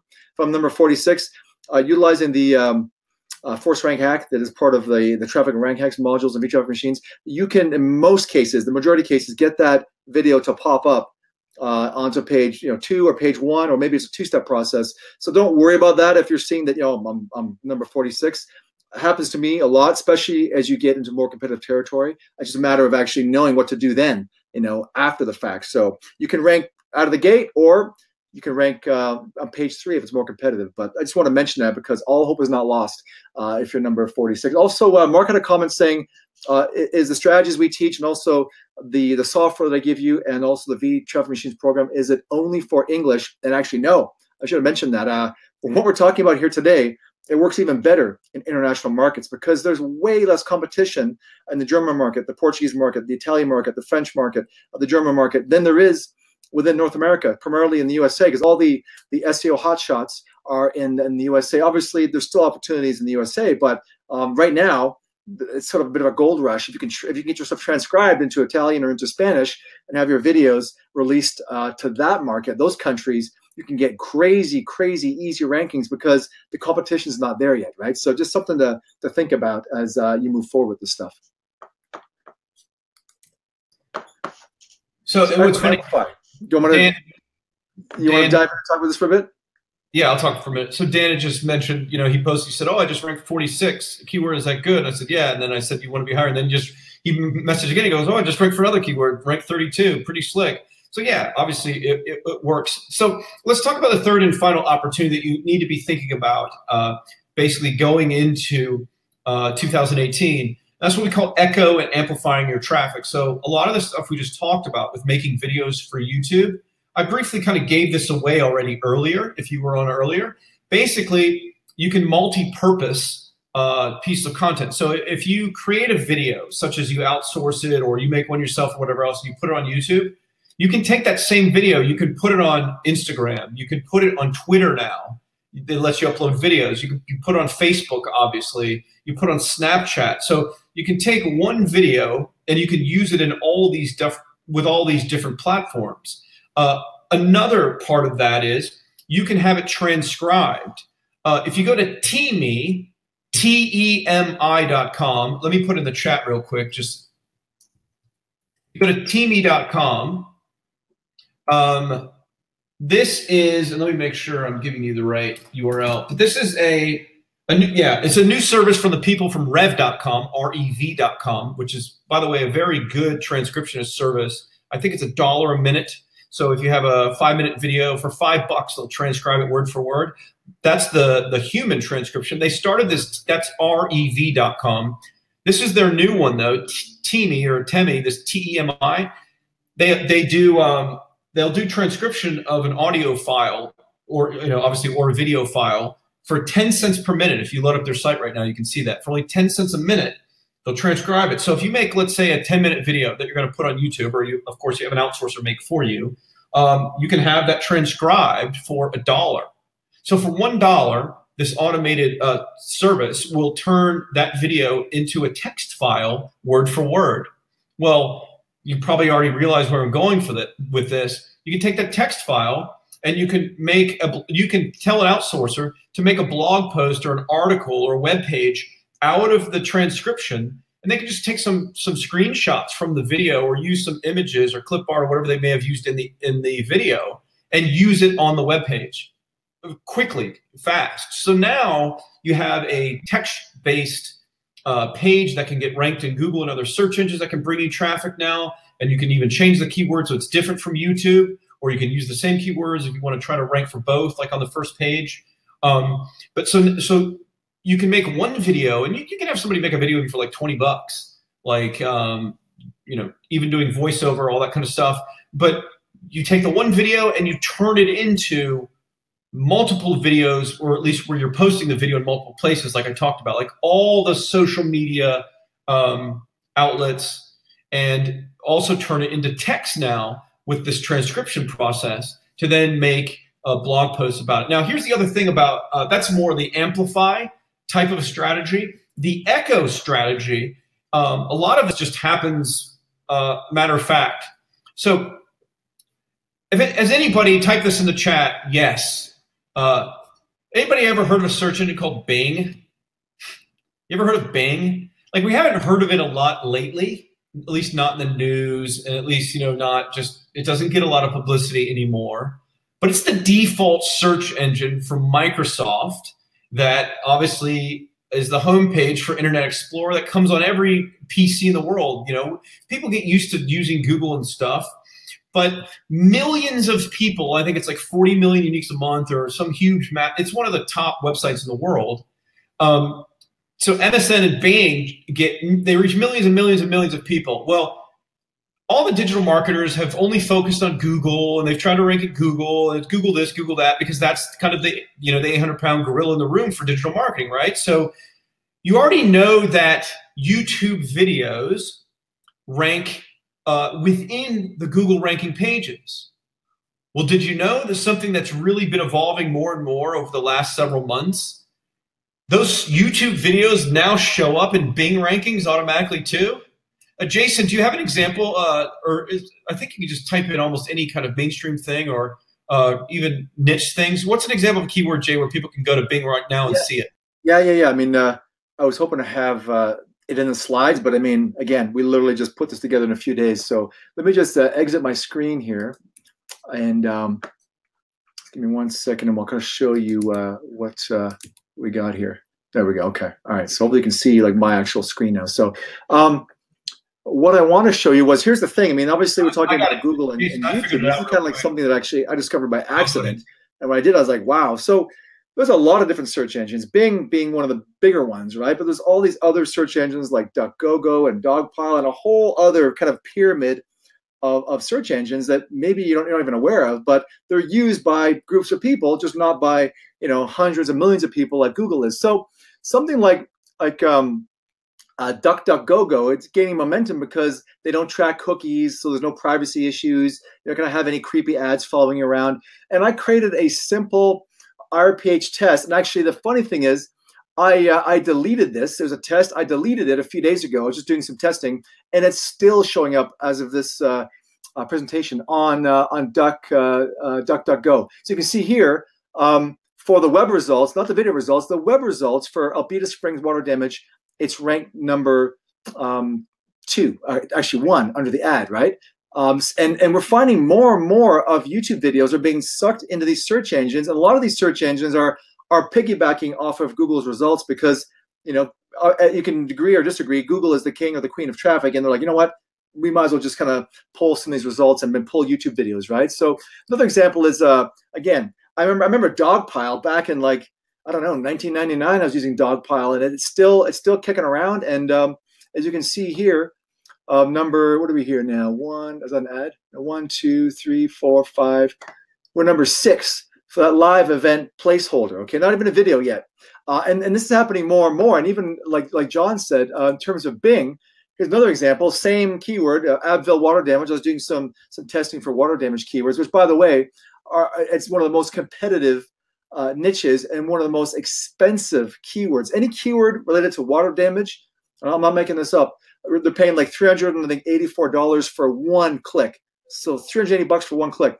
Anyway, you can see here, we're even it actually ballooned the thumbnail and actually showed us here, right in a little bit of a kind of a, you know, above the fold, videos of Abville water damage, and my YouTube live event placeholder is right there, and 756 competing results. So like John was saying, it's exciting to me when, I mean, I wasn't even aware of this stuff in the past when I started, where there's this amplification, this echo effect where, you know, you're doing stuff on YouTube, you're doing the IRPH tests, stuff is ranking, but behind the scenes, unbeknownst to you, there's like, it's like dropping the pebble in the water. There's this wave of other rankings taking place on Google and on Bing and on Dogpile and on, you know, DuckDuckGo and all these other search engines. And also, not to mention that there's other blogs and sites that are just, you know, picking up your video as a result of a lot of these page creators that are out there. So it's just this amplification just gets bigger and bigger and bigger. And guess what? I don't care, you know, where my video appears. It's all free traffic. It's all more incoming links. It's all getting in front of somebody who potentially could, you know, could become a visitor, subscriber, customer, opt-in, lead, prospect, whatever it is, right? So I was pretty excited when we were talking about this a few days ago with John about the whole, you know, echo and amplification factor with rankings, and also with the content itself. You can reposition your content. I mean, obviously, Facebook, Twitter, YouTube are all a little bit different, but you can easily tweak that video content. Once you have the core content, reposition it without any fear of any kind of duplicate content, because they're all individual platforms where, you know, back in the days of article marketing, you couldn't just take the same article and plaster it everywhere. You definitely get hit with a duplicate content penalty. So it's an exciting time because there's a lot of positive things happening around the world of video and rankings. And again, our whole goal here is to give you some ideas to get your brain fired up on potential opportunities and ways you can take advantage of some of these easy rankings and traffic, tapping into the power of video. So yeah, so basically, there's nothing better than doing something one time and then getting like a bunch of other benefits from it, right? So you get tons of traffic and generate sales for your business with just a video you put on YouTube. But how awesome is it that, like, not only do you get all the people on YouTube that search for stuff find you, but now just because you put it there on YouTube and you did it properly and got it to rank properly, now you get this benefit where, like, Bing is doing it, and because all these other search engines know if they don't adapt and show videos in their results. Like, Jason and I are both believers that in the near future, more and more and more of the front page of Google's results and all these search engines are going to be more video results. And I bet you it's possible one day it'll be all videos or mostly videos. It's because just all these companies look at the click rates and they look at the engagement, they look at the bounce rates, and they're finding that video so much provides the information and solutions and content that people are looking for. And so that's what Google, you know, wants to use. So you get this echo effect when you do the YouTube stuff properly. You're getting your videos on all these other search engines. And then again, I already covered, you can amplify the traffic you get from having one video made if you go ahead and then just tell whoever it is that made it for you, hey, go, or you can do it yourself, upload it to a Twitter account, a Instagram account, the Facebook account, the Snapchat account, like all these other accounts. So you make it once and you use it everywhere. So I got a few people messaging me, how do I order? So if you missed the link for Jason's software that will automate like all this kind of stuff and show you which keywords to target, it's vtargeter.com/win. I'll type it in the chat here.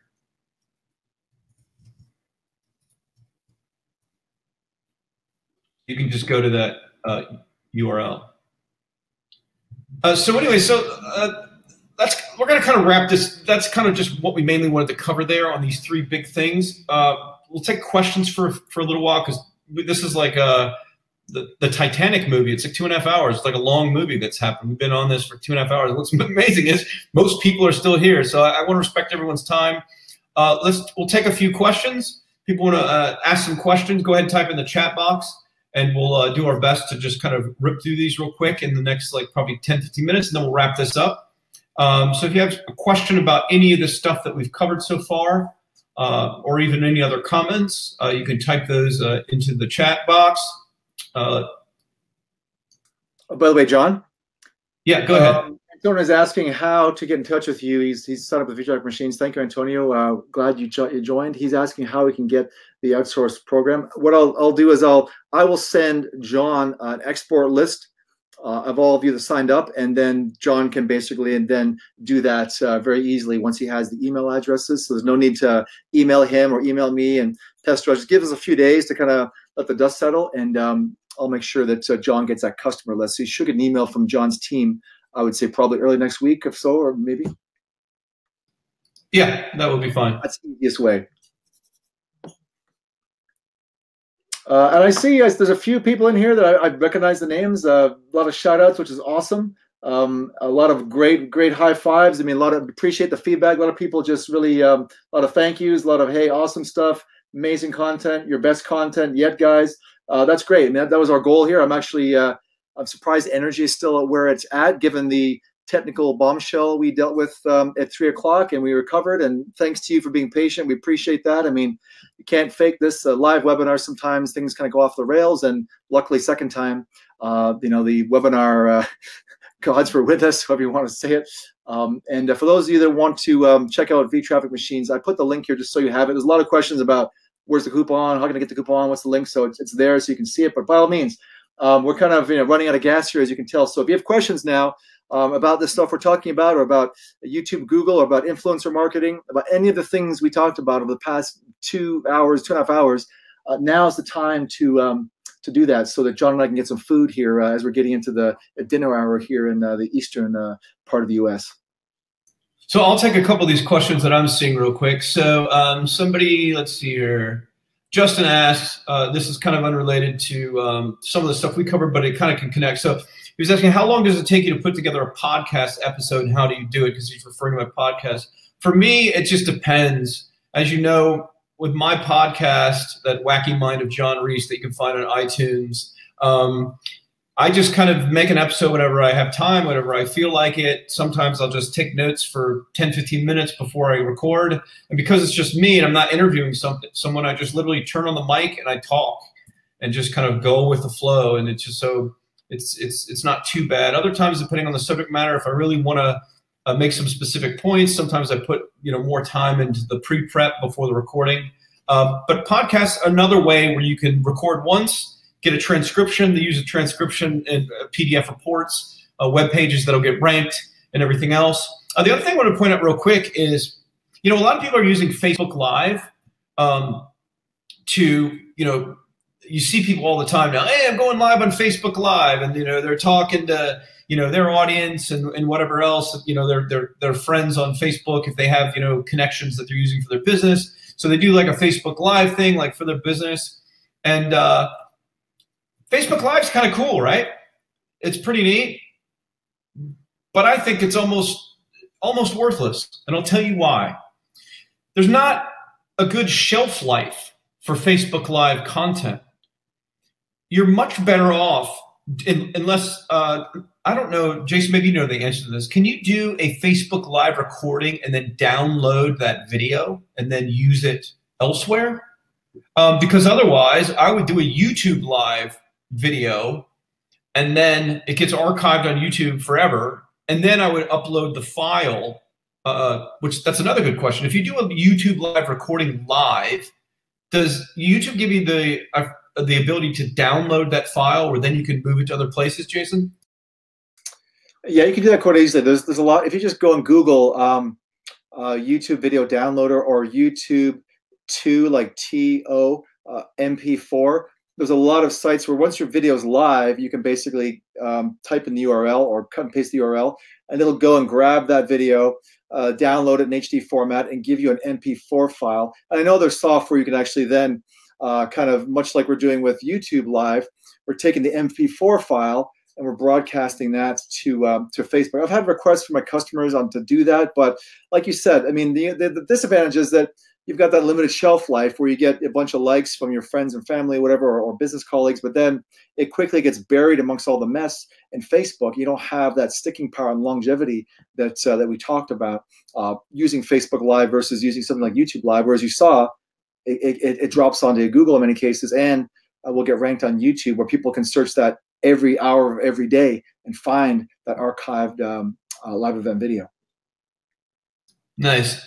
That's great. So another question someone, Matano asked, you guys talked about building sites. I guess he's referring to pages web pages off of the videos. Was that just using that temi.com transcript, or was there more to it? Yeah, so it would be using the Temi transcript, but along with like photos or still shots taken from the video, just to give the page more life, because just all text is really boring and a lot of people won't stick around. So you can take selective screenshots from a video and intersperse them into the different sections of a transcript. So a lot of great comments that are coming in. Thank you, awesome presentation, amazing content. So yeah, you guys are all very, very welcome. Let's see here. Is the playback? So Jason, you want to answer this question? It's about your software. It says it's asking about playback at 1080p or 4K. I don't know if you want to talk about that for a sec. About 4K. Yeah, I have not done a lot of testing with 4K. I find that just for the stuff that we're doing, it's not having like a whiteboard video in 4K is not really kind of a huge requirement. Obviously, technology will catch up. But the thing is, here's the thing: like YouTube evolves, obviously, video formats evolve. The platform evolves, and anything that they are doing, I have to make sure that my software is compatible. So 4K, yes, support it. If YouTube does something else that, who knows what it is, a new type of encoder they're supporting, yes, we will support that. And as I mentioned earlier, in case you missed it, I mean, foolish me, I'm not charging for software upgrades. So if something happens where 5K comes out next year, we'll release a software update and you'll get that as well. So don't worry about, keeping up the tabs with where YouTube's going, because that's part of my job, my team's job, is to make sure that the course and the teachings and the actual software is up to par on that end as well. So hope that answers your question. There's a question here from, I think it was Ahmad, and much like a Facebook post, it got buried. Oh, it's like, oh, here it is. Armin, he says, do you have to create multiple YouTube accounts in order to produce a variety of YouTube channels with the pen names, or is there a feature YouTube has that allows you the option to do it all from one YouTube account? Yeah, I mean, I'm the king of multiple YouTube channels, and I have one primary Google account or YouTube account, and I have on that account, last I counted, it was 15 or 16 channels. Now, I'm not recommending you have to have that many channels. I just happen to be in a lot of niches and I have a lot of test channels, but actually I have 3 Google accounts, but one is my primary account. The other ones I just use for testing and not a lot of activity. But the primary account that I have, there's 16 channels, and you can have, I mean, dozens of channels if you want to. It's probably not a best use of your time and resources, but by having a couple channels won't hurt. You don't have to have multiple channels. The only time I recommend you have multiple channels is that one thing I find you don't want to do on YouTube is make soup. And when I say make soup, it's like video soup. You have carrots, you have turnips, you have stewing beef. You're kind of putting all these things together here. You want to make sure that there's a bit of a focus. Maybe it's health. Maybe you're talking about bodybuilding. You're talking about paleo diets. You're talking about yoga. So it's all within the health and wellness umbrella. There's a theme there so that YouTube can see, okay, well, I see that this is a health and wellness channel, and they can rank you accordingly. It helps to have some kind of a theme within that channel. So if you have a channel that's about yoga, it's about muscle cars, and it's about how to buy crock pots, it kind of confuses YouTube, you know what I mean? So if you find that you're selling tons of crock pots, by all means, you might say, well, I'm going to make a specific channel for houseware and bakeware and all kinds of items that people can use to make delicious meals at home. That's a decision you can make, and I've done that. I found that if I'm testing some videos and one video is taking off, I'm like, you know what, maybe I should take a channel on this and really make it very specific to that topic, you know what I mean? So, but there's no rules, but you do not have to have like multiple channels if you don't want to. Usually 2 or 3 is really all you need for most purposes for testing and that kind of thing. So hopefully that gives you some direction on what to do with this. So Tom asks, what is your opinion on the effectiveness of whiteboard videos? I think whiteboard videos can be very effective. What you have to remember is, in any video content, as long as the value is there, you win, period. Like, if the content that's related to the keyword that you ranked for and that what the video is about, if the video is good and the video kind of provides the solutions related to those keywords, you win. Even if what you're providing in the video isn't the complete solution, like a great marketer and friend Jimmy D. Brown always used to say, make content that's useful but incomplete. Like, that gets people to then want more information about what is your company sells in order for like you're sampling, like we talked about the Costco thing, like you're whetting their appetite, and then they want more, and how they get more is literally to buy from you. But you want to make sure that all the videos you produce are high value. That's first and foremost. Otherwise, your long term is just going to penalize you. YouTube may unrank you. I mean, all these sites today, all the social media networks, all everything, Google ranking pages, YouTube channels, everything. It's all the algorithm is all related to engagement, because they want to give their users good stuff. They want to give their users what the users want, right? So how do they gauge that? Well, they look at their data and they see what videos, what pages, what accounts are getting people engaged, right? Are getting people to, like it, that are watching it all the way to the end, that are sharing it, that are commenting, that are subscribing to the YouTube channel, whatever it is.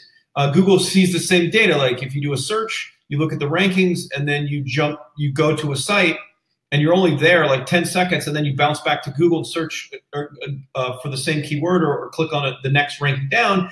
That's like a vote in Google's computer system that the first one you clicked on was a terrible result for that ranking. And over time, this is going to matter with all of these algorithms. It's already happening. And so YouTube and video stuff is no exception. You're not going to be able to pump out a bunch of crap, garbage videos. That's not what myself or Jason are recommending that you do. So just make sure that your videos have good value in them, no matter if you outsource the creation or you create them yourself. You have to keep value in mind. Like, is the end user going to be happy that they watched this? Or are they not just going to be tricked to watching a video that you ranked for that has nothing to do with what you ranked for? That's just not worth investing your time or money in making videos like that. So anyways, as far as the whiteboard stuff, yeah, it could be incredibly effective if it has the value, right? If it's something that's teaching what people want, and if it's something good. All right, let's take a couple more questions, and then we need to wrap this up because it's getting late. Geez, we've been on this for 2 hours and 40 minutes. I want to thank everybody. I see a few good ones that's just rapid fire.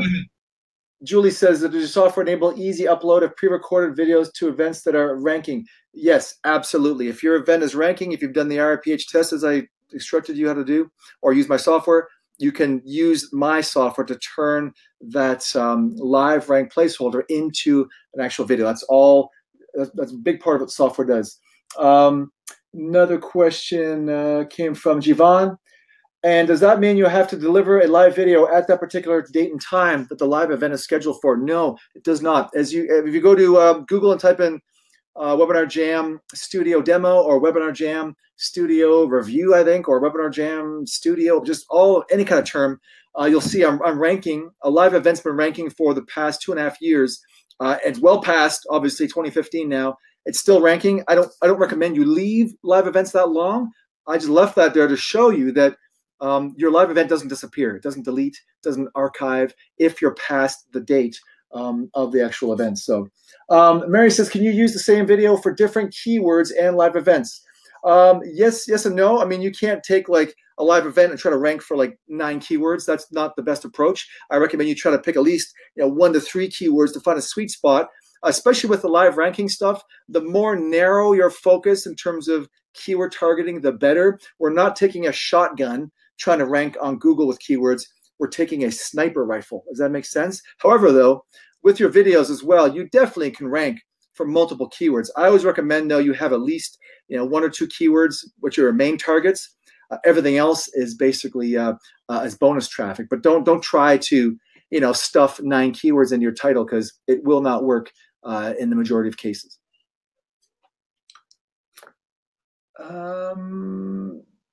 Mateo was asking if you support 1080p. Yes, we support 1080p in the software. That's not a problem. 720 as well. Not a problem at all.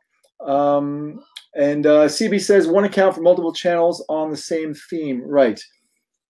Yeah, you can have 1 account, and then just the multiple channels are like different flavors of ice cream. It's the same ice cream shop. You've got vanilla, chocolate, strawberry. If that makes sense for your business. Again, if you're doing product reviews on Amazon that are mainly gadgets, and then you're also doing your health, wellness, and yoga channel, it probably makes sense to have 2 channels rather than have the everything gadgets and yoga channel. I mean, you know what I mean? It just kind of confuses YouTube on what exactly is your channel about in terms of a theme. You know what I mean? And should they be sending you traffic from people who are searching on yoga, health, wellness, chakras, all that kind of stuff, versus people typing in the latest gadget and the latest unboxing video or reviews on the latest wireless Bluetooth headphones. You know what I mean? So you want to kind of keep those separate whenever possible with channels. We're kind of winding down here. I mean, I think that we're out of gas. I mean, I think you're out of gas too. We've given you a fire hose of stuff to think about here, and the questions are kind of just like, great, awesome. Yeah, thanks, Jason. Thanks, John. I mean, great content. So let me, we still have tons of people still here, so thanks for being here. Almost 3 hours.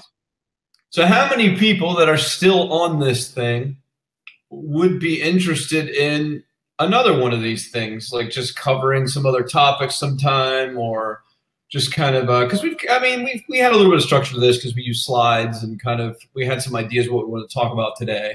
But who would be interested in what's funny, like most of my customers and people know, like I really don't do webinars that much. Like a lot of people are doing them all the time because it's just like, you know, it's like selling, selling, selling, selling. Like that's why they do it. But from a teaching standpoint of just sharing content, you know, showing things on the screen, you know, stuff like that. Like, does at least my people, I'm sure Jason as well, but like, are you guys interested in me like doing stuff like this more often, like showing you stuff, even if it's not going to be 2.5 hours, maybe it may only be for 30 minutes, but because I'm thinking like, I kind of like this, how like, and I think you guys probably like that we're on, like I like to do things that I like, right? Let me know if I'm wrong here, but I think it's cooler like seeing us on camera, right? Like that you could see who's talking to you rather than all these webinars where it's just slides and you don't see the person, which is kind of weird. It's just, to me, it's not as engaging. It just seems like mysterious, like someone behind a curtain talking. So, but yeah, like now that we've got the technical stuff figured out for doing this with us on video, yeah, maybe I'll start jumping on here more often and just kind of sharing some stuff with you guys and just because I think it's a great way to teach. You know, you can see the instructor on camera and you can see some slides and you can see demonstrating things on the screen. So that's great. Everyone's like, yes, yes, yes, absolutely, absolutely. So awesome. So I'll have to start doing this more often. Well, I want to thank everybody for their patience in the technical thing that we had happen earlier today. I know many of you are busy. I know many of you, you know, have you know, kids and family, and you have to really like, and your time is valuable. Everyone's time is valuable, regardless of your situation. But I know some of you more than others, you have to really tightly manage your time. So I want to apologize to those of you who, you know, had set aside from 3 to 4:30 today Eastern time, and then we couldn't stick to that because of the crash and the technical stuff we had to figure out. And we had, you know, started an hour and a half later. So thanks so much. I mean, hundreds of you got on here and stayed the whole time. And I'm grateful that you all have enjoyed the content and that you, I'm sure, you know, I have no idea, but I'm sure a bunch of you are buying from Jason, which makes me happy for him. And so this has been great. I want to thank you guys for dedicating your time. Almost 3 hours. It's incredible. This is literally like sitting through the movie Titanic for 3 hours. That's how much. I'm not saying this was a sinking ship. The analogy is like the movie. Like it's the only movie I could think of that was 3 hours for some reason. But like this is like watching a 3-hour movie. So awesome. So here's the thing to wrap up. You've learned some great stuff here today, right? Like you just sat through almost 3 hours. Hopefully you took some notes and everything else. You weren't even here today if you don't do anything with this stuff. It's like one of my friends loves to say it best. Anyone ever remember that show Fear Factor? Like Joe Rogan was the host and like people had to do crazy stunts. And one of the parts of Fear Factor, that TV show, people competed, it hasn't been on the air for years, but like they would make people like lay down and have roaches crawl all over them. And if they, you know, quit because they were, you know, grossed out or sick, they would leave, or they had to eat like, you know, like bull testicles and all that gross stuff. Does everyone remember that show? Well, only one person won the game at the end, right? So a friend and I used to always laugh. We're like, man, that guy ate bull testicles for nothing. Because if the person that lost, you know, all the stuff they had to endure, and they didn't end up winning at the end, they did it for nothing. Well, You're like eating the bull testicles or laying in the coffin of cockroaches and being grossed out. You're doing all that stuff today for nothing if you don't actually use the information you learned, is this funny analogy I'm trying to use. So it's great that you were here. Thank you for that. It's great that you sat through this for almost 3 hours. Thank you for that. Good for you. But now your life doesn't get any better. It doesn't change at all, and your business doesn't grow if you don't do stuff with what you just learned today. So make sure as soon as you get off this, make some notes, please, about how you'll plan to use it, when you'll plan to start using it. A lot of people are asking about a replay. We'll put out a replay of this because some people came in late, some people came in the middle and everything else. You'll want to watch that replay link when I send it out to go through all this great content again. And if you're not paying attention to what's happening in digital marketing, if you've been in this game for more than 2 years, you know how much this stuff changes. You have to change with it or you'll get run over. And unfortunately, a lot of businesses go out of businesses or they get cut in half or worse because people don't evolve. This video stuff, what you learned today, this is the tip of the iceberg for what's coming in 2018 and how things are going to change. So you better start doing this stuff. If you want to shortcut your results, if you want to be able to outsource the whole process to somebody else, I highly recommend you buy Jason Software and Training. And if you don't want to use it yourself, just give it to an outsourcer. Let them go through the training. Let them use the software and be doing the keyword research and the rankings and doing all the shortcuts that the software gives you. But you better start doing this stuff in the new year and doing it on a regular basis, putting out videos regularly from week to week, or at least every month. Otherwise, you're not going to get the free organic traffic. You will, I guarantee you, reach a point in time where you can't buy the traffic anymore, like from Facebook and these other places, cost effectively to generate a profit. We know how great internet business is. Many of us have been fortunate to make millions of dollars in sales from our businesses. Many other people obviously are very fortunate, even if they're only making $40,000 a year, but at least that's a full-time living. They don't have to have a real job. The problem with, regardless of what your success level is and the results that you're getting, is that if you don't keep up with the changes, that income can completely evaporate. And it happens to people all the time. I deal with a lot of entrepreneurs. I get these heartbreaking emails from people where they're just like, I don't know what to do. Last year I made 300 grand. This year I'm on pace to make 20 grand.